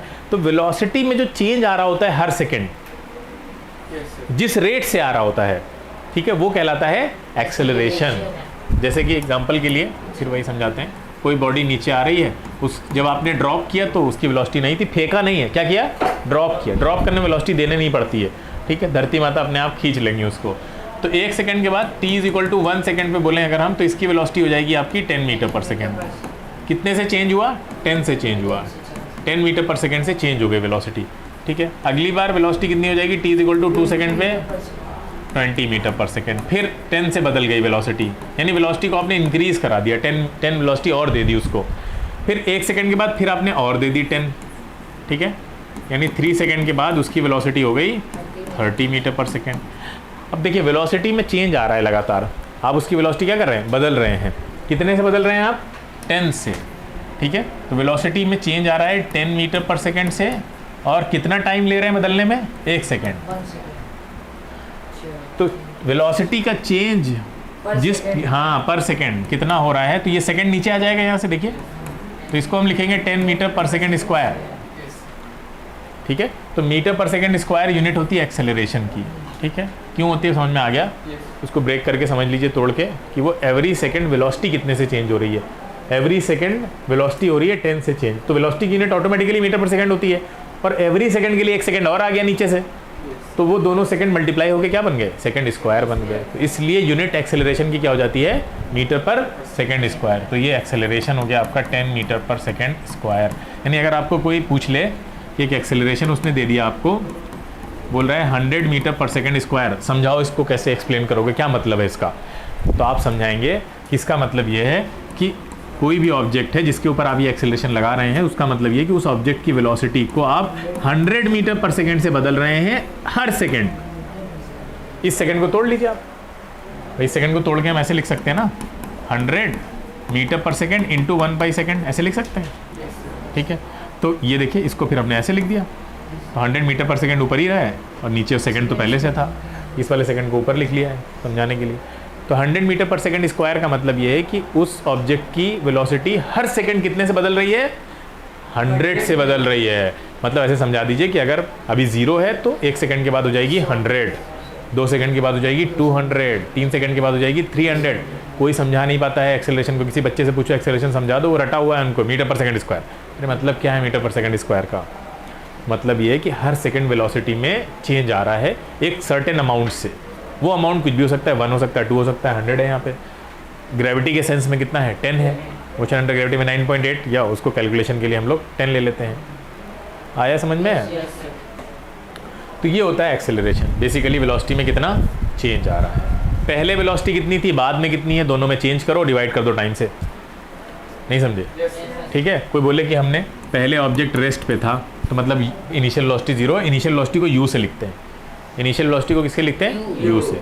शुरुआत में वेलोसिटी 0 थी, रेस्ट पे था, फिर हमने उस पर एक्सेलरेशन लगाया, या एक्सेलरेशन छोड़िए, फिर 10 सेकंड के बाद, 10 सेकंड के बाद हमने देखा कि उस ऑब्जेक्ट के पास वेलोसिटी आ गई है, और वो वेलोसिटी है 100 मीटर पर सेकंड की। कितनी? 100 मीटर पर सेकंड की। v हम फाइनल वेलोसिटी के लिए यूज़ करते हैं।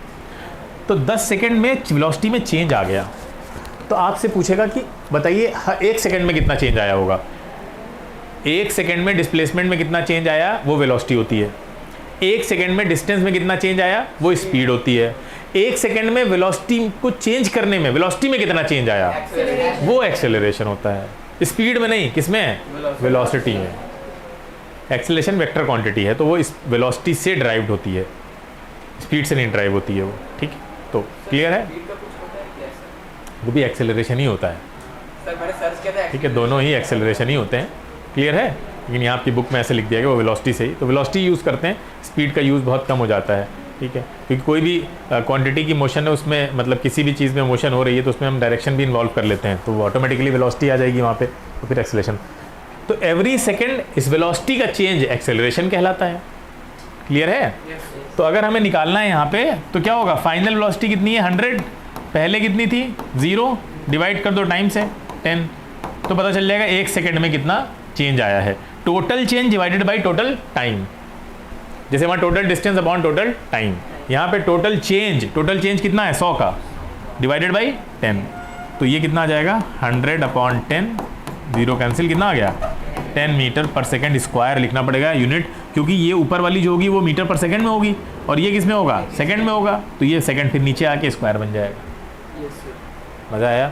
यस सर, बहुत मजा आया नींद भी आ रही है? सर, थोड़ी सी है। वो देखो तस्मिया क्या क्या काम निपटाए ले रही है साथ साथ में कि चलो भाई चलें आगे।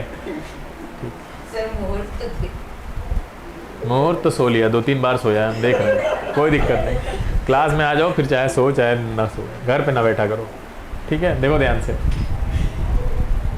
खेल के आ रहा होगा, आज भी मैच था, कल मैच था, हाँ क्यों बारिश हो गई? हाँ हैं, बहुत अच्छा। आज तो तुम बोल के गए थे कि नहीं आऊँगा।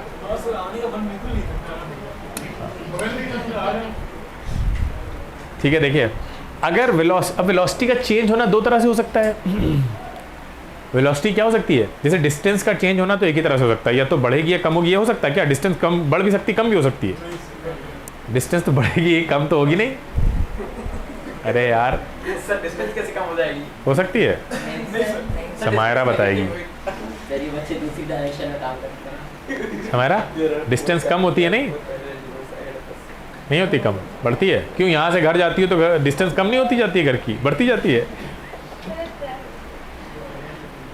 यहाँ से तुम घर के लिए निकलती हो तो डिस्टेंस नहीं कम होती जाती घर की।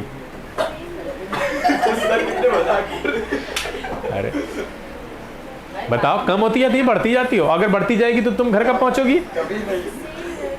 सेम रहती है। अरे उसका मतलब आप मत समझाइए, आपको अपना असिस्टेंट उसने बनाया है क्या? हाँ, उसका मतलब वो समझा लेगी।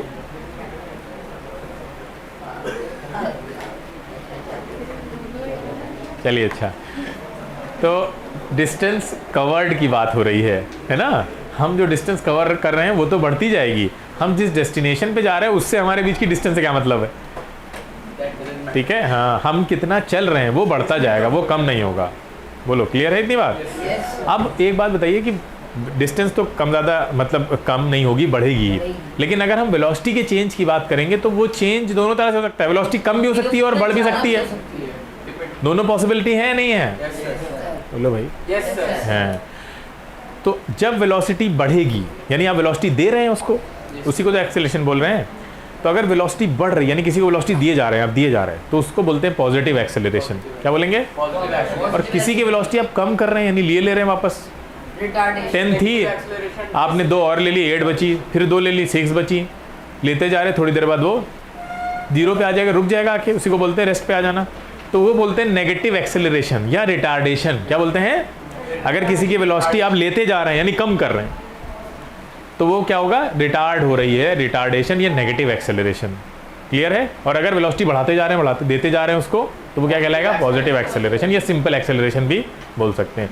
ठीक है, नेगेटिव में नेगेटिव साइन लगेगा, रिटार्डेशन। ठीक है, क्लियर है? ये सब समझा दिया आपको। डेल्टा वी का मतलब होता है आपका change in velocity, delta change को दिखाता है। ठीक है, और नीचे टाइम तो वैसे ही हम इंटरवल में लेते हैं। ठीक है, और ये यूनिट हम समझा चुके हैं आपको मीटर पर सेकंड का, बहुत टाइम लग गया इसमें, और मीटर को सेंटीमीटर बना सकते हैं, सेंटीमीटर पर सेकंड स्क्वायर। सर लेकिन ठीक है। एक चीज़ है सर, सर पॉजिटिव एक्सेलरेशन में जो है वो तो सही रहेगा, लेकिन नेगेटिव एक्सेलरेशन में सर जब रिटार्डेशन होगा तो उसका नेगेटिव साइन नहीं लगाया जाएगा। हाँ, मतलब ठीक है, इतनी बड़ी चीज़ नहीं है वो। ये भाई साहब ये कह रहे हैं कि आप जब, अभी बताने की ज़रूरत नहीं है, गलत जगह बोल दिया, जब न्यूमेरिकल कर रहे होंगे तब बताना, थ्योरी में उसकी ज़रूरत नहीं है। ठीक है, ठीक है। एक्सेलरेशन बताया हमने। अब एक्सेलरेशन में भी 2 चीज़ें होती है, यूनिफॉर्म एक्सेलरेशन और नॉन यूनिफॉर्म एक्सेलरेशन। ठीक है, यूनिफॉर्म का मतलब होता है कि आप किसी की वेलोसिटी को अगर बढ़ा रहे हैं तो एक रेट से, यानी अभी मान लो वो 10 से चल रहा है, आपने 2 और दे दी उसको 1 सेकंड में, फिर अगले सेकंड फिर 2 दे दी, फिर 2 दे रहे हैं आप हर सेकंड में, यानी उसकी वेलोसिटी को 2 से बढ़ा रहे हैं, इसको बोलते हैं यूनिफॉर्म एक्सेलरेशन। क्या बोलेंगे? अच्छा, कम कर रहे हैं तो 2 से ही कम कर रहे हैं या 1 से कम कर रहे हैं। अगर आपने कम किया तो 10 था तो 9 कर दी अगली बार, फिर क्या कर दी? 8 कर दी, 9 कर दी, ठीक है। 10 सेकंड के बाद आके रुक जाएगा वो, क्योंकि आप ले रहे हैं ना हर सेकंड 1 से। तो ये भी लेने का तरीका भी कैसा है? यूनिफॉर्म। तो लेने और देने का तरीका दोनों कैसा हो? एक जैसा हो, ठीक है, कि 2 ले रहे हैं 1 सेकंड में, फिर अगली बार फिर 1 सेकंड में 2 ले लिया आपने वापस। तो ये सब कैसा है? यूनिफॉर्म एक्सेलरेशन या यूनिफॉर्म रिटार्डेशन कहलाएगा, ठीक है। गाड़ी अब नॉन यूनिफॉर्म का मतलब होता है, जैसे हम डे टू डे लाइफ में गाड़ी चलाते हैं तो वहाँ पे कभी एक्सेलरेटर ज़्यादा बढ़ गया, गाड़ी स्पीड बहुत तेज़ हो गई, और कभी ट्रैफिक हुआ तो स्पीड कम हो गई, ठीक है। तो वो क्या है? वेरिएबल एक्सेलरेशन है या नॉन यूनिफॉर्म है। तो डेली प्रैक्टिकल लाइफ में हम उससे नहीं चल सकते हैं कांस्टेंट वाले से, ठीक है, इम्पॉसिबल है, वरना क्या होगा सबको पता है, ठीक है। और ऐसा कर भी नहीं सकते, मतलब कैसे आप करेंगे उस गाड़ी पे इतना कंट्रोल कैसे होगा कि हम ऐसे ऐसे चेंज कर रहे हैं। तो वेरिएबल में हो गया जब चेंज जो है वो कोई पैटर्न फॉलो ना कर रहा हो, कभी आपने 2 से बढ़ा दी, कभी 10 से बढ़ा दी, कभी 5 से बढ़ा दी, कभी अचानक से कम कर दी 3 से, ठीक है। तो ये होगा वेरिएबल। आगे समझ में? अच्छा, फ्री फॉल जो एग्जांपल है वो यूनिफॉर्म का एग्जांपल है कि फ्री फॉल में जो ग्रेविटी है वो आप अर्थ जो है वो आपको 10 से बढ़ा रही है, जब आप उसकी तरफ आ रहे हैं तो 10 से बढ़ाती है, यानी हर सेकंड में कितने से वेलोसिटी बढ़ा रही है आपकी? 10 से, यानी एक्सेलरेशन कितना है? 10। और जब आप वापस यानी आपको नीचे से ऊपर शूट किया जाए तो क्या होगा? अगर मान लो आपको 40 मीटर पर सेकंड से नीचे से ऊपर फेंका हमने, तो फेंकने के लिए वेलोसिटी देनी पड़ेगी, अपने आप तो कोई नहीं जाएगा ऊपर। तो अब वो वहाँ पे ग्रेविटी क्या करेगी? उल्टा लेना शुरू कर देगी, वेलोसिटी आपकी कम करना शुरू कर देगी, और वो भी एक फिक्स रेट से 10 से। तो आप 40 मीटर पर सेकंड से गए हैं ऊपर, तो उसने 1 सेकंड के बाद 10 ले ली, कितनी बची? 30। फिर अगले सेकंड 10 ले ली, कितनी बची? 20। फिर 10 ले ली, 10 बची, और फिर लास्ट में 10 ले ली, तो ऊपर आप पहुंच गए, 0 हो चुके हैं। अब अब आप ऊपर जा रहे थे, आप कहाँ आएंगे?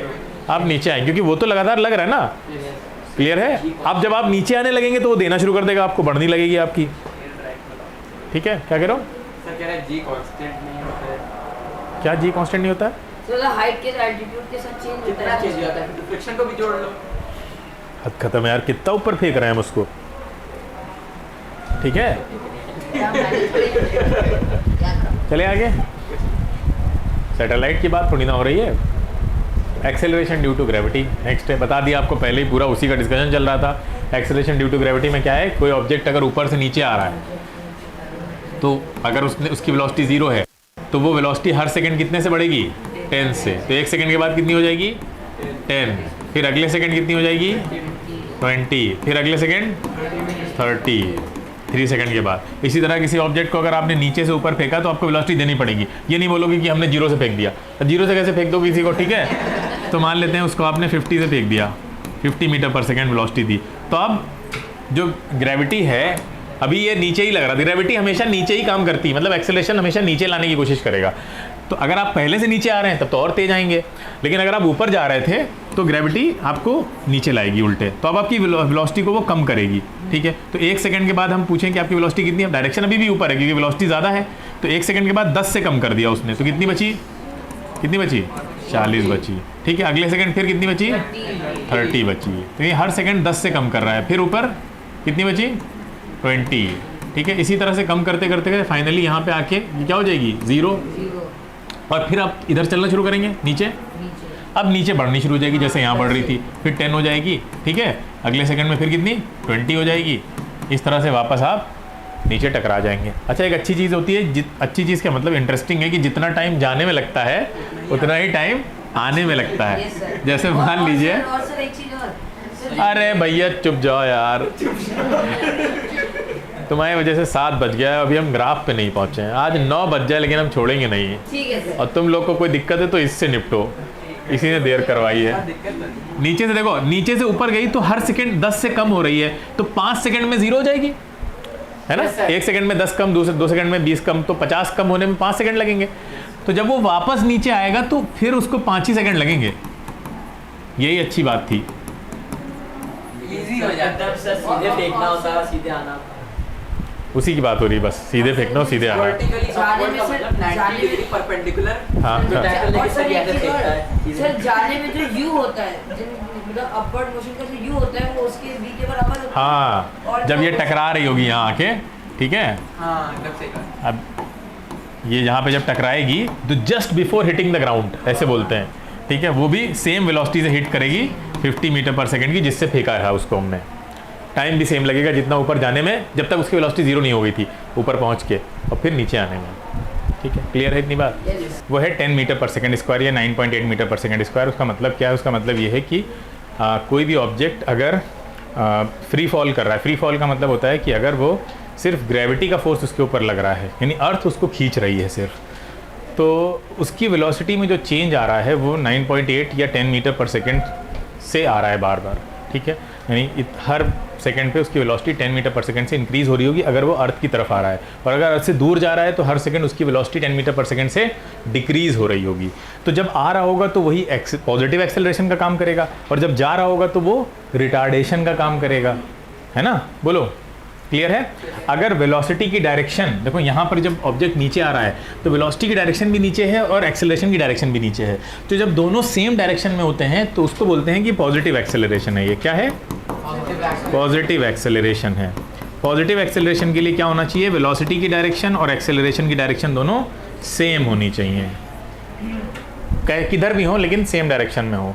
तो मतलब होता है कि एक्सेलरेशन जो है वो वेलोसिटी को बढ़ा रहा है, इंक्रीज़ कर रहा है। अब वो जितना भी होगा उस हिसाब से कर रहा होगा। 2 मीटर पर सेकंड स्क्वायर होगा तो 2 मीटर पर सेकंड बढ़ा रहा होगा हर सेकंड। ठीक है, अगर अपोजिट डायरेक्शन में हो तो अपोजिट डायरेक्शन में जैसे यहाँ पे है कि ऑब्जेक्ट को आपने ऊपर फेंका, उसकी वेलोसिटी ऊपर की डायरेक्शन में और एक्सेलरेशन नीचे की डायरेक्शन में है। तो अगर वेलोसिटी और एक्सेलरेशन अपोजिट डायरेक्शन में है, अपोजिट डायरेक्शन कैसे? अगर एक्सेलरेशन नीचे है और वेलोसिटी ऊपर है, और कौन सी अपोजिट डायरेक्शन हो सकती है? एक्सेलरेशन राइट डायरेक्शन में है और वेलोसिटी लेफ्ट डायरेक्शन में है, तो ये सब अपोजिट डायरेक्शन वाले हो गए ना। तो ऐसे एक्सेलरेशन को हम बोलते हैं नेगेटिव एक्सेलरेशन या तो रिटार्डेशन। क्लियर है इतनी बात? रिटार्डेशन बोलिए या डीएक्सेलरेशन, नेगेटिव एक्सेलरेशन। क्लियर है? बताओ, इसमें कोई डाउट? No sir. ठीक है, और क्या है इसमें बताने वाला एक्सेलरेशन ड्यू टू ग्रेविटी में? बस इतना ही है। चलिए, अब जो क्वेश्चन जैसे आएंगे आपके एग्जाम वगैरह में, यहाँ पे कैसे आ सकते हैं? स्पीड दे रखी है 72 किलोमीटर पर आवर, वो कह रहा है मीटर पर सेकंड में बदलिए। तो ध्यान रखिएगा, जब हम किलोमीटर पर आवर को मीटर पर सेकंड में अगर हमें बदलना है, किलोमीटर पर आवर को मीटर पर सेकंड में बदलना है, तो बड़ा है ना किलोमीटर पर आवर, बड़े से छोटे में जाना है आपको। ध्यान दीजिएगा, बड़े से छोटे में जाना है आपको। तो बस याद रखिएगा इसको कि आप 5/18 कर दीजिए। क्या कर दीजिए? मल्टीप्लाई कर दीजिए 5/18 से। और अगर आपको ऐसे रिवर्स आना है, यानी मीटर पर सेकंड से किलोमीटर में आना है ऐसे, तो मल्टीप्लाई कर दीजिए आप 18/5 से। ये तो याद रख पाएंगे ना, कुछ नहीं करना है। जैसे कि एग्जांपल के लिए कि 72 किलोमीटर पर आवर है, तो 72 किलोमीटर पर आवर को किस में बदलना है हमको? मीटर पर सेकंड में बदलना है ना। तो मीटर पर सेकंड में बदलना है, तो अभी हमने देखा किलोमीटर पर आवर से मीटर पर सेकंड में जाने का रास्ता ये है कि 5/18 से मल्टीप्लाई कर दो, इसको मल्टीप्लाई कर दो 5/18 से। ये क्या बन जाएगा? Metre per second. तो ये 18 4 होता है, तो ये आएगा 20 मीटर पर सेकंड। याद रहेगा? Yes sir. हाँ, ठीक है, क्लियर है? Yes sir. इसका लॉजिक भी समझा दें क्या, कैसे आया? पता है? पता है? पता है 3600 देखो, किलोमीटर सब वो कट पर आवर को मीटर पर सेकंड में, किलोमीटर को मीटर में चेंज करेंगे तो 1000 मीटर, और आर को सेकंड में चेंज करेंगे तो 3600 सेकंड। तो ये देखिए, ये कैंसिल होके आपका आ जाएगा 18 5 से, मतलब 2 से, और ये 5 आ जाएगा। तो ये आएगा 5/18 मीटर पर सेकंड। तो अगर हम बात करें कि 1 किलोमीटर पर आवर की वैल्यू कितनी होती है मीटर पर सेकंड में, तो वो होती है 5/18 मीटर पर सेकंड। ठीक है, तो अगर 1 किलोमीटर पर आवर 5/18 के बराबर है तो 72 कितना होगा? मल्टीप्लाई हो जाएगा, यूनिटरी मेथड। ठीक है, तो बहुत आसान है, आप ऐसे भी निकाल सकते हैं, लेकिन आप एक ही तरीका याद रखिए। ठीक है, ये आ गया आपका, देखिए वही लिखा हुआ था, तो 18 4 यहाँ से भी आ गया 20 मीटर पर सेकंड। चलें आगे।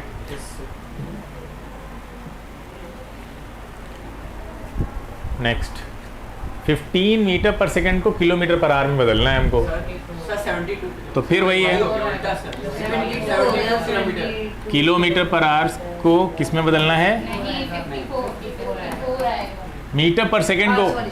तो इसको ऐसे ले जाना है हमको। हमने देखा था मीटर पर सेकेंड को किलोमीटर पर आवर में ले जाएंगे तो 18/5 करते हैं, और यहाँ पे क्या करते हैं 5/18 से मल्टीप्लाई करते हैं।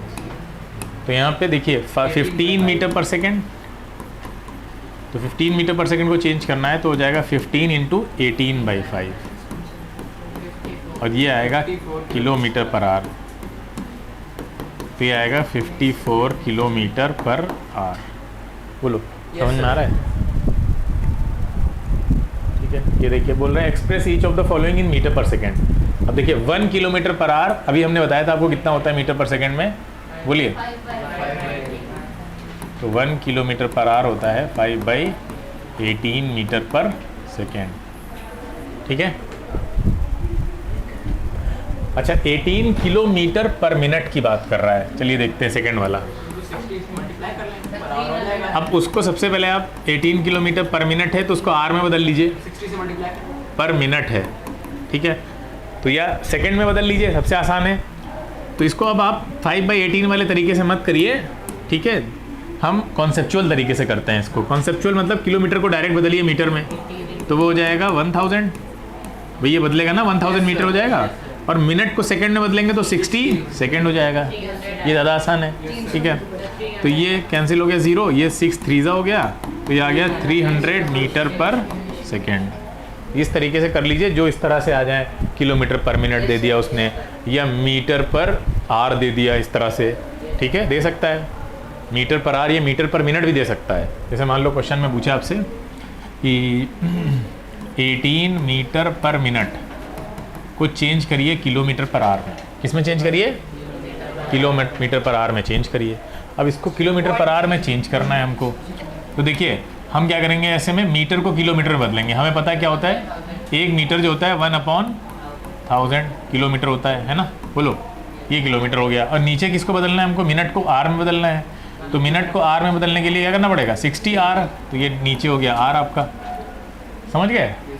अब इसको सॉल्व कर लीजिए आप, तो ये आएगा 6 3 18, तो ये कितना आ जाएगा 3 इंटू नीचे कितने जीरो हैं 4, तो 3 इंटू 10⁻⁻⁴ किलोमीटर पर आर। ठीक है, बहुत स्लो चल रहा है, तो देख के लग रहा था बहुत स्लो चल रहा है। 1 मिनट में वो 18 मीटर चल रहा है, रेंग रहा है, मतलब चल क्या रहा है। चले आगे, ये देखिए arrange the following speeds in increasing order. ये आपकी बुक में ही क्वेश्चन है, और अच्छा क्वेश्चन है ये कि भाई इसको इंक्रीजिंग ऑर्डर में लगाना है। तभी आप भूल जाइए इंक्रीजिंग डिक्रीजिंग, पहले इसको यूनिट सेम करिए। क्या सेम करें? यूनिट। सेम यूनिट होंगी तो हम देख के बता देंगे। ठीक है, तो हम सबको मीटर पर सेकंड में ले लीजिए आप। तो पहला वाला तो मीटर पर सेकंड में दे रखा है आपको, ठीक है, कोई दिक्कत नहीं। दूसरे वाले को ले लेते हैं। दूसरा वाला है क्या, 1 किलोमीटर पर मिनट, तो इसको मीटर पर सेकंड में बदलना बहुत आसान है। इसको मीटर में बदल दीजिए 1000 मीटर, और ये आ जाएगा 60 सेकेंड। तो ये आएगा 50/3 मीटर पर सेकेंड, और इसको हम सॉल्व कर लेते हैं। तो ये आ जाएगा आपका 16.66। ठीक है, ये ऐसे कुछ है। थर्ड में कितना है, 18 किलोमीटर पर आवर। तो इसको तो 5/18 से कर सकते हैं किलोमीटर पर आवर को, और नहीं तो डायरेक्ट वाला करना भी आपको अगर नहीं आता है, वो भूल गए 5/18, तो किलोमीटर को मीटर में बदलिए, आर को सेकंड में बदलिए, इस तरह से। ठीक है, तो ये कितना आ जाएगा आपका, 2 0 यहाँ से कैंसिल, 6 3 3 2 2 से ये कैंसिल 5, तो आ गया 5 मीटर पर सेकेंड। अब हमें तीनों की यूनिट सेम पता चल गई। ठीक है, तो अब हम इंक्रीजिंग ऑर्डर का मतलब क्या होता है, इंक्रीजिंग ऑर्डर का मतलब सबसे छोटा, फिर उससे बड़ा, फिर उससे बड़ा, यही होता है ना। तो असेंडिंग ऑर्डर में लगाना है, सबसे छोटा कौन है इसमें, थर्ड सबसे छोटा है आपका। ठीक है, यानी ऐसे लिख लेते हैं 5 मीटर पर सेकेंड, उसके बाद 10 मीटर पर सेकेंड, उसके बाद आएगा आपका, ठीक है, ये ऐसे ऐसे साइन भी लगा सकते हैं, और ये आपका 16.66। अब इसकी ओरिजिनल वैल्यू लिख लीजिए यहाँ पे जो थी। 5 मीटर पर सेकेंड को किस में से कन्वर्ट किया था हमने, 18 किलोमीटर पर आवर, अरे आर था। ठीक है, वो 10 मीटर पर सेकेंड तो ओरिजिनल था, वही था। और ये कौन सा था, 1 किलोमीटर पर मिनट था। तो आंसर आपको ऐसे ही लिखने पड़ेंगे ओरिजिनल वैल्यूज़ में, ठीक है। ये आपका फाइनल आंसर होगा, ठीक है। Yes sir. समझ में आया कुछ? Yes sir. चलें आगे। Yes sir. देखिए क्वेश्चन है, train takes 3 hour to travel from Agra to Delhi with a uniform speed 65 kilometre per hour, ठीक है। Find the distance between the two cities. Agra से दिल्ली, ठीक है।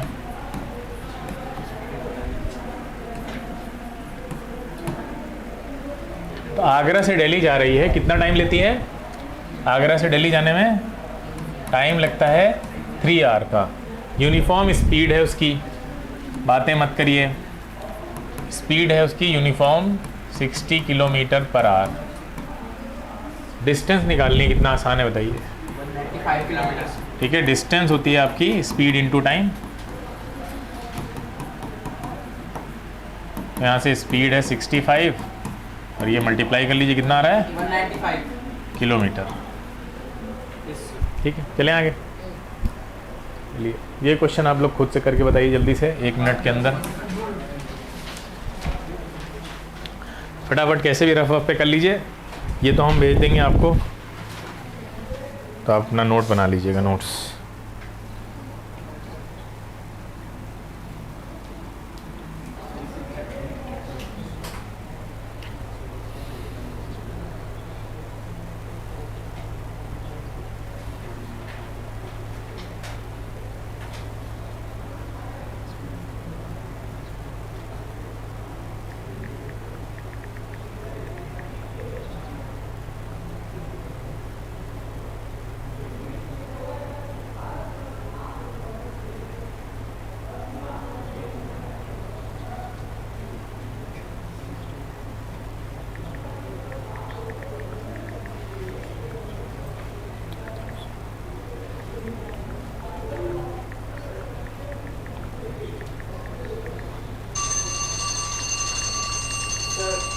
Average speed is total time is equals to 1 hour 45 minutes. Average speed of the car is equals to 60 upon 1 hour 45.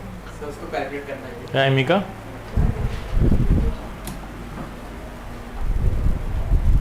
A car travels first 30 kilometre with uniform speed 60 kilometre per hour, ठीक है। तो car ने start किया और यहाँ तक first 30 kilometres, ठीक है। 30 किलोमीटर की डिस्टेंस थी जो कवर हुई 60 किलोमीटर पर आवर में। फिर बोल रहा है देन नेक्स्ट 30 किलोमीटर, अगले 30 किलोमीटर जो हैं वो उसने कवर किए 40 किलोमीटर पर आवर की स्पीड से। टोटल टाइम ऑफ जर्नी, सबसे पहला काम जो टाइम निकलेगा आपका वो निकलेगा कैसे? टोटल डिस्टेंस अपॉन टोटल, या टोटल डिस्टेंस अपॉन स्पीड से, बोलो। अब टाइम अलग अलग भी निकाल सकते हैं हम लोग, कैसे? यहाँ का टाइम निकाल दें, यहाँ का निकाल दें, दोनों को ऐड कर दें, निकल सकता है ना, ठीक है। तो चलिए वैसे ही निकाल लेते हैं। तो देखिए T1 कितना हो जाएगा, ये यहीं पे लिख देते हैं, इसको हटाते हैं, ठीक है। यहाँ से देखिए टाइम कितना आ जाएगा, इससे इन दोनों से टाइम निकालेंगे अगर हम, तो T1 आ जाएगा आपका, डिस्टेंस है 30 upon 60 which is equal to 1/2 hour, यही आएगा ना। ये 30 मिनट्स बोल दीजिए उसको। उसके बाद यहाँ से T2 निकालते हैं इन दोनों से, तो फिर डिस्टेंस अपॉन स्पीड, ये आएगा 3/4 आवर। तो टोटल टाइम अगर हम निकालेंगे तो टोटल टाइम आएगा T1 प्लस T2, ये 1/2 प्लस 3/4, LCM ले लेंगे, कितना आएगा? 5/4 आवर, ठीक है। अब बोल रहे हैं एवरेज स्पीड। अब देखिए ध्यान से, एवरेज स्पीड का फॉर्मूला क्या है हमारे पास? Total distance upon total time. हाँ, total distance upon total time, इसीलिए पहले टाइम निकलवाया गया है, ठीक है। टोटल टाइम, टोटल डिस्टेंस है 30 प्लस 30 और टोटल टाइम हमने अभी निकाला 5/4, तो 4 ऊपर चला जाएगा। जिसको ये नहीं समझ में आ रहा है वो बेसिक मैथ की क्लासेस करे, उसमें कोई बुराई नहीं है, हंसने की कोई बात नहीं है। कोई चीज़ नहीं आ रही है तो उसको एक्सेप्ट करिए। 48 किलोमीटर पर आवर, अब ये क्वेश्चन ऐसे हैं जो आपके यहाँ आएंगे, आ सकते हैं, ठीक है, हाफ ईयरली में ये इस तरह के क्वेश्चन करवा रहे हैं, तो इनकी प्रैक्टिस होना बहुत ज़रूरी है। अगर किसी को समझ में नहीं आ रहा है तो वो फ्रैंकली पूछे, ठीक है। हाँ, क्योंकि अब रिवीजन चल रहा है तो हम बहुत ज़्यादा एम्फेसाइज़ नहीं कर सकते कि आपको क्वेश्चन दे दें, आप करें बैठ के, तो ये चलेगा 1 महीने, ठीक है। हमें जल्दी से जल्दी रिवाइज़ करना है, आगे बढ़ना है। अब आपकी रिस्पॉन्सिबिलिटी कि आप पूछिए अगर आपको कहीं दिक्कत हो रही है, ये अल्टीमेटली करना आप ही को है हाफ ईयरली एग्ज़ाम में जाके, ठीक है। अब बताइए ये वाला क्वेश्चन। अब हम टाइम इसलिए दे रहे हैं आपको कि आप खुद भी ट्राई करें कम से कम, तो फटाफट कोशिश करिए करने की, नहीं होता है तो भी कराएंगे।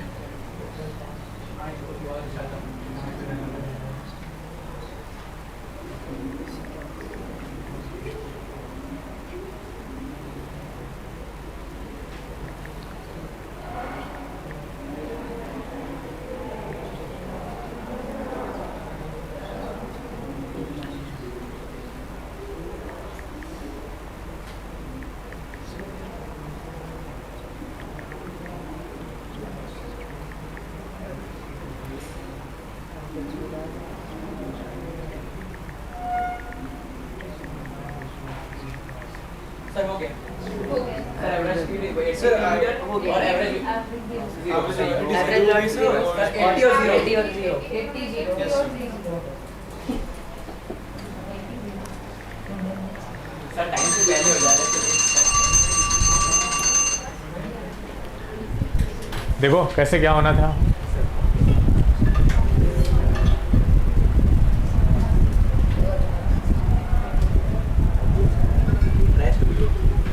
A train takes 2 hours to reach station B from station A। देखिए ध्यान से, फिगर बना के करेंगे थोड़ा आसान लगता है। स्टेशन A से B तक चलेगी एंड देन 3 आवर ले, पहले 2 आवर लग रहे हैं उसको, ठीक है ध्यान से। एंड देन, अरे बातें मत करो, then 3 hour to return from station B to A, ठीक है, वापस से B to A जा रही है, उसको 3 आवर लग रहे हैं यहाँ पे। The distance between the 2 station is 200 kilometre, यानी जाने में भी 200 लगेगा और आने में भी 200 लगेगा यहाँ से।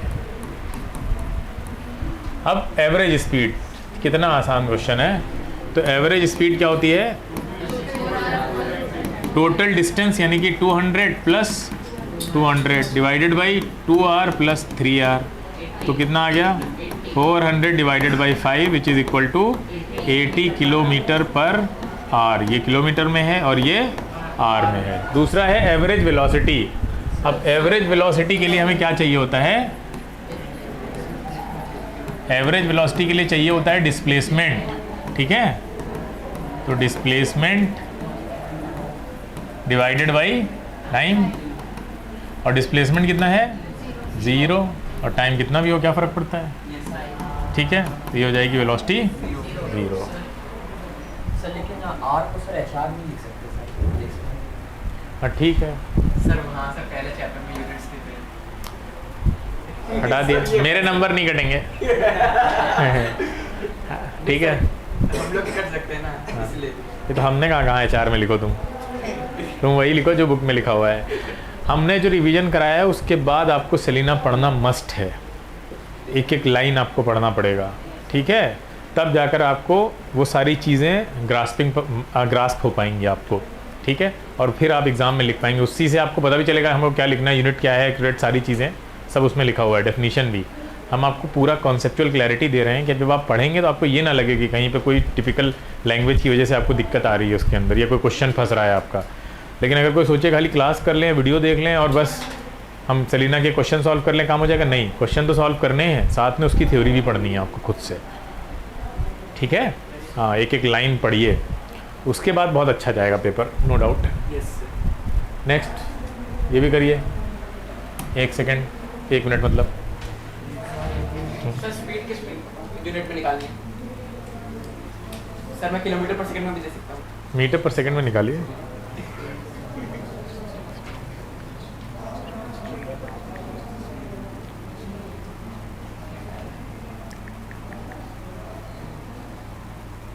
सर हो गया। सर हो गया sir speed 10 metre per second, दोनों 10 है, वेलोसिटी दोनों 10 10 मीटर पर है। Second due east. भाई तो ऊपर 90% तो ये ईस्ट क्यों लिखा हुआ है लोगों ने? सही है। न्यू ईस्ट की टाइम वरना ईस्ट मेंशन करने की जरूरत नहीं। सर हो गया। हो गया।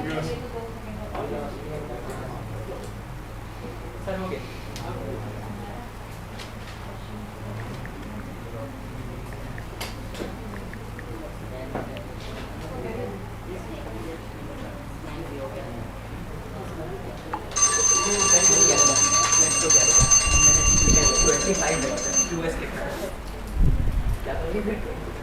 आ गया नहीं आया, कराने की ज़रूरत है। सर बिल्कुल नहीं एकदम नहीं सर। सर नेक्स्ट क्वेश्चन पे पढ़िए सर टाइम वेस्ट हो रहा है कोई एक भी चेक कहेगा तो हम करा देंगे। नहीं सर आगे अरे उस देख कैसे रहे हो? हाँ वो देखो करवा दें, करवा देते हैं। सर हो गया सर हो गया तो भागने के चक्कर में बोल रहे हैं कि जल्दी हो जाएगा। सर और टाइम वेस्ट होगा समायरा टाइम सर करवा देना, देखा। अब car moving on a straight path covers a distance of 1 kilometre due east in 100 second, ठीक है। तो what is the speed and the velocity of the car. अब ड्यू ईस्ट का मतलब भी ध्यान रखना है हमको यहाँ पे, ठीक है। देखिए जब वेलोसिटी निकालेंगे तभी समझ में आएगा कि ड्यू ईस्ट क्यों दिया हुआ था। अभी तो स्पीड पे आते हैं। तो स्पीड आपकी क्या होती है? स्पीड होती है टोटल डिस्टेंस है 1000 मीटर। 1 किलोमीटर को हम चेंज कर लेते हैं 1000 मीटर में। 1000 मीटर डिवाइडेड बाई 100 सेकेंड, ठीक है। तो ये कितना आ गया? 10 मीटर पर सेकेंड। क्लियर है? बहुत तेज़ चल रहा है हुसैन बोल्ट।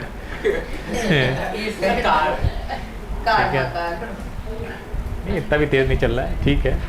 अब देखिए what is the speed, speed निकल आई। अब वेलोसिटी पूछ रहा है, तो चेंज क्या आएगा? लिखना तो वही है हमको 1000 डिवाइडेड बाई 10, लेकिन आंसर में हमको लिखना पड़ेगा 100। तो ये आएगा 10 metre per second due east. ये नहीं लिखा तो आंसर गलत हो जाएगा। सर एक चीज़ पूछना सर, हम लोग एग्जाम में सर ये वेलोसिटी का दोबारा पूरा सॉल्व करने की जगह ये लिखते हैं as it is mentioned according to the question the car is moving on a straight path so speed will be equals to velocity। नहीं तो ये तो आपने डिस्टेंस अपॉन टाइम से निकाला होगा ना। अगर नहीं लिखेंगे सर ड्यू ईस्ट अगर नहीं लिखेंगे तो कोई दिक्कत नंबर काट दिए जाएंगे। वेलोसिटी गलत है। अभी सब कह रहे थे आगे बढ़िए आगे बढ़िए आगे बढ़िए, और यही ये भी सबने गलत लिखा होगा। ये आंसर ऐसे लिखा।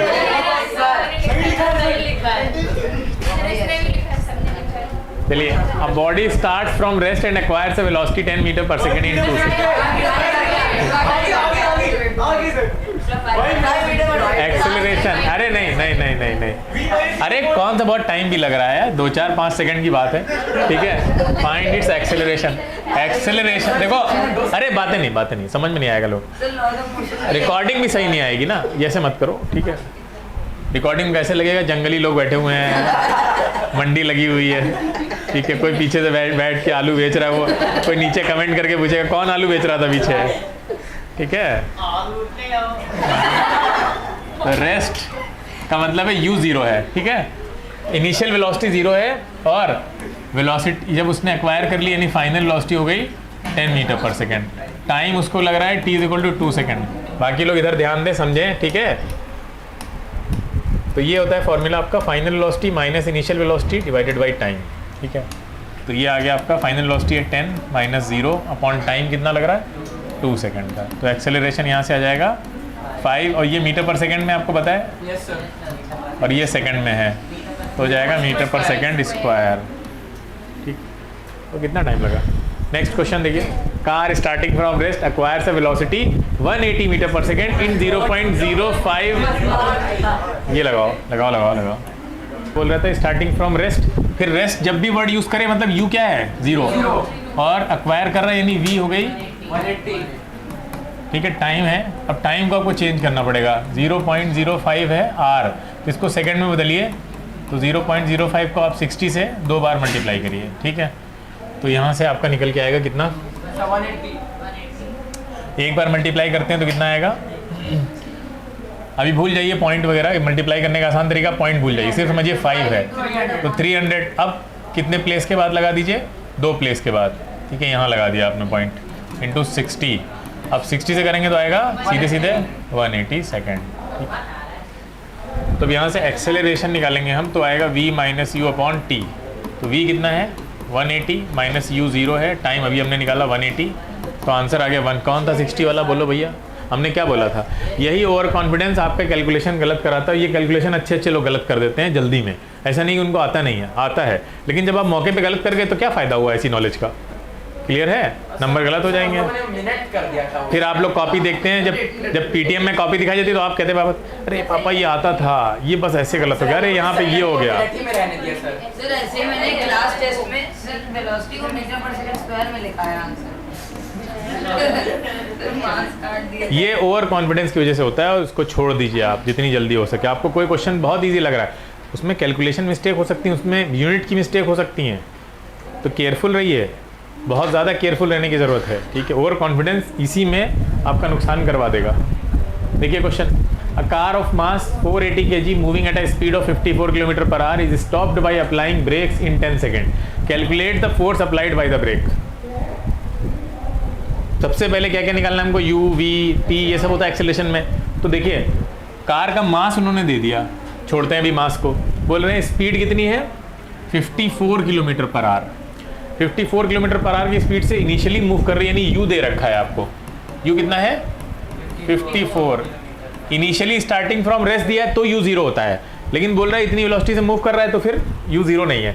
अच्छा ब्रेक लगाया, इसका मतलब अब रिटार्डेशन होगा। ब्रेक आपने लगाया और ब्रेक ने क्या कर दिया है, स्टॉप। हाँ रोक दिया, यानी कि v क्या हो गई 0। कितना देर लगी रोकने में 10 सेकेंड। तो अब आपसे रिटार्डेशन पूछ रहा है, यानी वही a पूछ रहा है। क्लियर है, यस सर। ये चीज़ें आपको सबसे पहले लिखनी है क्वेश्चन देखने के बाद। अगर आप ये गिवन नहीं लिख पाए तो फिर आपको पता नहीं लगेगा कौन सा फॉर्मूला लगाना है, उसमें पुट कैसे करना है, ये सेकेंडरी चीज़ें हैं। तो पहले फॉर्मूला मत लिखा करो, पहले ये लिखा करो गिवन जो है। तो ये सब गिवन है आपके लिए, ठीक है। अब आ जाइए फॉर्मूले पे। फॉर्मूला हमें वही जो पता है, v minus u upon T. तो a निकालना है।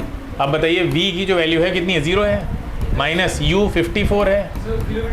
अब वो km/h में है और यहाँ टाइम सेकंड में दिया हुआ है, तो आप इसको 54 को चेंज कर लीजिए, तो पहले ही चेंज कर लीजिए। तो 54 को हम लोग साइड में चेंज कर लेते हैं। तो 54 km/h को मीटर पर सेकंड में यूनिट सेम करना है। तो km/h से मीटर पर सेकंड में जाने के लिए क्या करते हैं, 5/18 मीटर पर सेकेंड। तो 18 3 होता है ये, तो आएगा 15 मीटर पर सेकेंड। तो अब वो यहाँ पे 54 की जगह हम 15 रखेंगे। अब ये वाली चीज़ जो नहीं कर पाया, जनरली हमने टेस्ट में स्टार्टिंग में बताया, टेस्ट हुए थे तुम लोगों ने गड़बड़ की थी कि यूनिट ही चेंज नहीं की, ठीक। ये रखा 54, ये रखा 10 और आंसर आ गया 5.4 माइनस का। अरे आएगा नहीं आएगा 5.4? खुश कि बहुत अच्छा पेपर हुआ है। क्लियर है, ये गलतियां होती हैं जनरली, और आप यही गलतियां दोहराएंगे हाफ ईयरली में भी, तो उसको ठीक कर लीजिए। कितना आएगा 1.5। बताओ समझ में आया। और माइनस साइन क्या दिखा रहा है कि ये क्या है, रिटार्डेशन। अब देखो, अब ये जो बता रहा था वो अब यहाँ पे समझो। अब आपसे पूछा था उसने रिटार्डेशन, ठीक है, आपने एक्सेलरेशन निकाला, नेगेटिव एक्सेलरेशन निकाला है, तो अब लास्ट में आंसर में आपको लिखना पड़ेगा रिटार्डेशन इज इक्वल टू 1.5। अब माइनस नहीं लगाएंगे क्योंकि रिटार्डेशन अपने आप ही बता रहा है कि वो नेगेटिव एक्सेलरेशन है। क्लियर है, सर यहाँ पे हम लोग एक्सेलरेशन को माइनस से लेके चलेंगे, फोर्स को नेगेटिव दिखाना पड़ेगा ना, m into a। यार गधे आदमी। अब इतना समझ में आ गया रिटार्डेशन कितना कैसे लिखेंगे, अगर रिटार्डेशन को लिखना पड़ेगा। हम यहाँ पे वहाँ पे के नहीं समझा रहे हैं, हम जनरल बात समझा रहे हैं। सॉरी, कितने सॉरी बोले तूने अब तक, ये भी काउंट किया कर, पेनल्टी लगेगी अब, ठीक है। लिमिट क्रॉस हो चुकी है अब हर सॉरी पे पेनल्टी। तो अब देखिए यहाँ पे बोल रहा है calculate the force applied by the brakes. ये क्वेश्चन तो मतलब जब हमने लॉज ऑफ मोशन पढ़ा होगा तब हमें सही से समझ में आएगा लगना। तो खाली मोशन से तो क्वेश्चन नहीं पूछा जाएगा, लेकिन आपके तो हाफ ईयरली होने वाले हैं, तो हाफ ईयरली में तो वो मान के चल रहे हैं कि आपने लॉज ऑफ मोशन पढ़ लिया है। तो थोड़ा सा बस बता देते हैं, बाकी तो हम लोग प्रैक्टिस करेंगे उसकी लॉज ऑफ मोशन जब रिवाइज करेंगे। तो फोर्स कैसे निकलता है, m इंटू ए से, इससे निकलता है। अब फोर्स इससे निकला तो m मास की वैल्यू दे रखी है उन्होंने कितनी, 480, और एक्सेलरेशन हमने निकाला है माइनस का 1.5, ठीक है। तो ये मल्टीप्लाई करेंगे कितना आ जाएगा? Minus 720 Newton. ठीक है, तो ये जो फोर्स आया है लिखेंगे तो माइनस में ही ऐसे, ये रिटार्डिंग फोर्स है। कैसा फोर्स है ये? रिटार्डिंग फोर्स है। ठीक है, क्लियर है? तो ऐसे लिख देंगे फोर्स की वैल्यू। रिटार्डेशन लिखना होगा तो उसमें माइनस का साइन नहीं लगाएंगे, ध्यान रखना। सर ये फोर्स है और सर रिटार्डिंग फोर्स है पॉजिटिव। हाँ, अगर लिखेंगे तो वो कह नहीं रहा है लिखने के लिए। ठीक है, वो ये नहीं बोल रहा है कि आप बताइए रिटार्डिंग फोर्स क्या है, तो नहीं पूछ रहा है आपसे, तो लिखेंगे नहीं। हाँ, रिटार्डेशन वाली बात मैंने इसलिए की। रिटार्डेशन लिखना पड़ता है क्योंकि एग्जाम क्वेश्चन में पूछता है कि कैलकुलेट द रिटार्डेशन। सर हमने यूटी में स्पेसिफिकली पूछा था और मैंने सर पेपर छीन लिया था मेरा। ठीक है सर, मैंने ऊपर लिख दिया था कि negative acceleration is equal to YouTube में पूछा था? नहीं सर, यूटी पे अच्छा, यूटी में पूछा था और सर रिटार्डेशन पूछा था। मैंने एक्सेलरेशन माइनस में लिख के रिटार्डेशन। चलिए ये वाला क्वेश्चन देखिए जल्दी से, जल्दी से सभी लोग ट्राई करेंगे।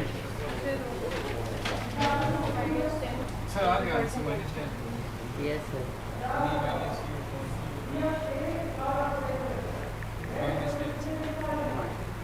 माइनस 10 आ रहा है। 50 minus 20 upon 3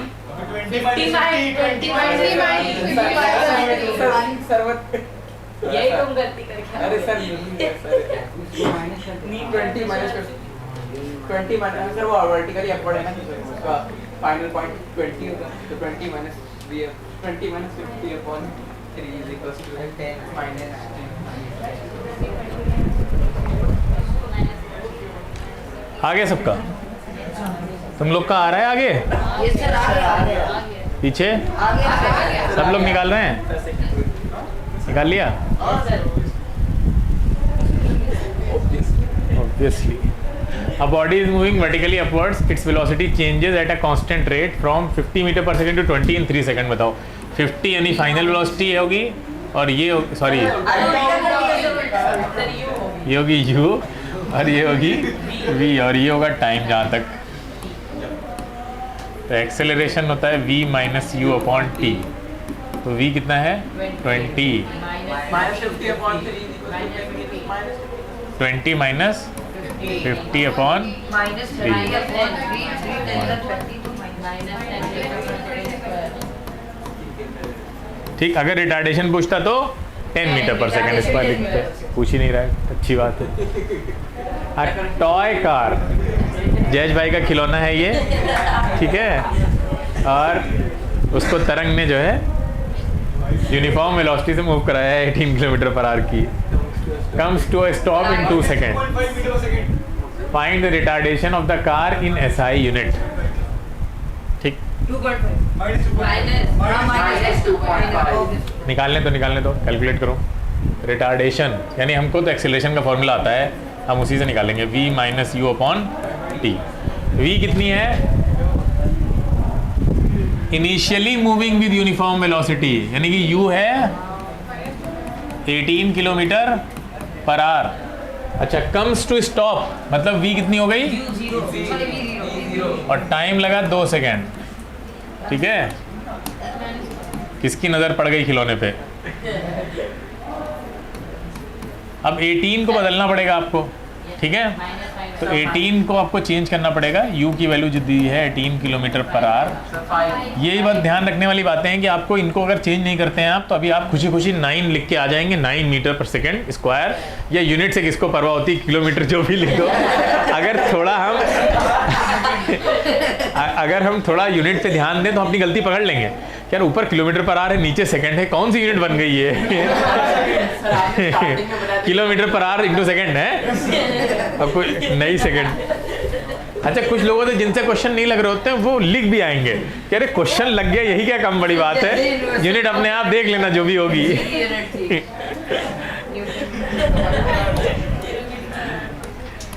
तो ये कितना हो गया? ये 5/18 मीटर पर सेकेंड। 18 से 18 कैंसिल हो गया, 5 मीटर पर सेकेंड। हाँ, वरना बड़ी मुश्किल तो कह दो क्वेश्चन लगा है। अब हम यूनिट भी देखें बैठ के।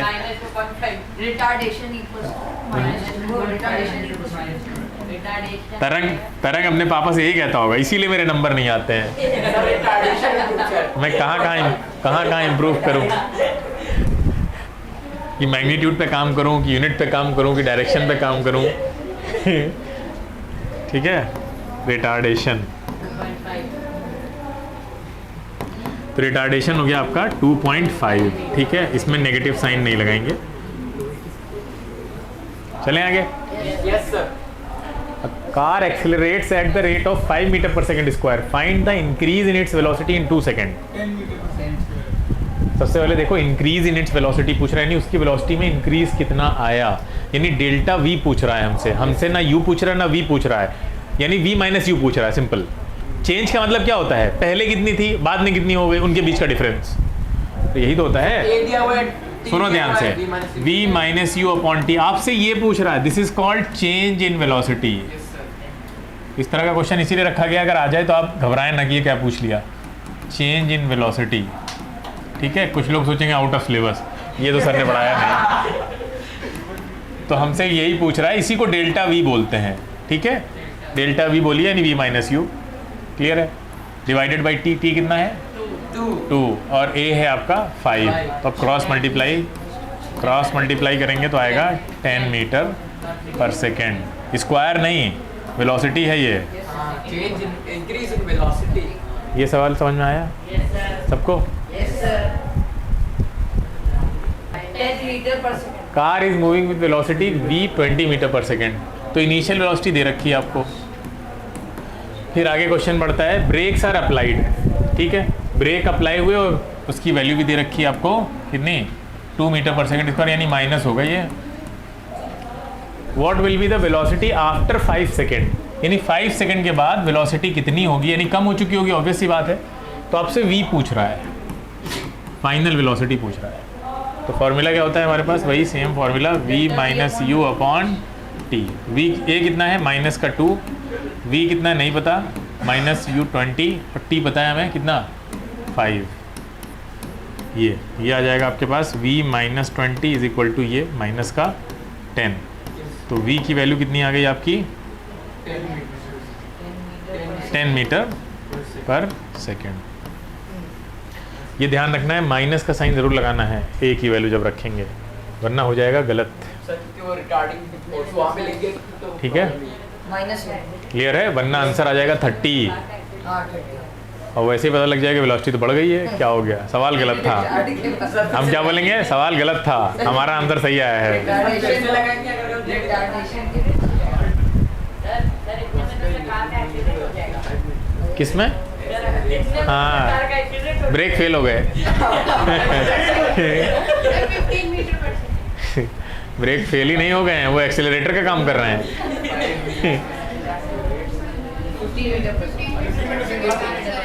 ऐसा हो सकता है जब गाड़ी हम सीख रहे हो नए नए, तो हमारा पैर ब्रेक की बजाय कहाँ पड़ गया, एक्सेलरेटर पे पड़ गया है, तो ऐसा हो सकता है। Bicycle initially moving with velocity 5 metre per second, accelerate 5 second at the rate of 2 metre per second square. Final velocity क्या क्या दे रखा है, u दे रखा है और क्या दे रखा है, ये तो प्लस में लिखेंगे ना इसको। 5 एक्सेलरेशन कहाँ दे रखा है, 2 मीटर है, और टाइम है आपका, तो फाइनल वेलोसिटी चाहिए हमको, v निकालना है आपको।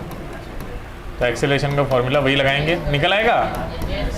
आगे चलते हैं, ये देखिए, ये सब होमवर्क में है क्वेश्चन आपके।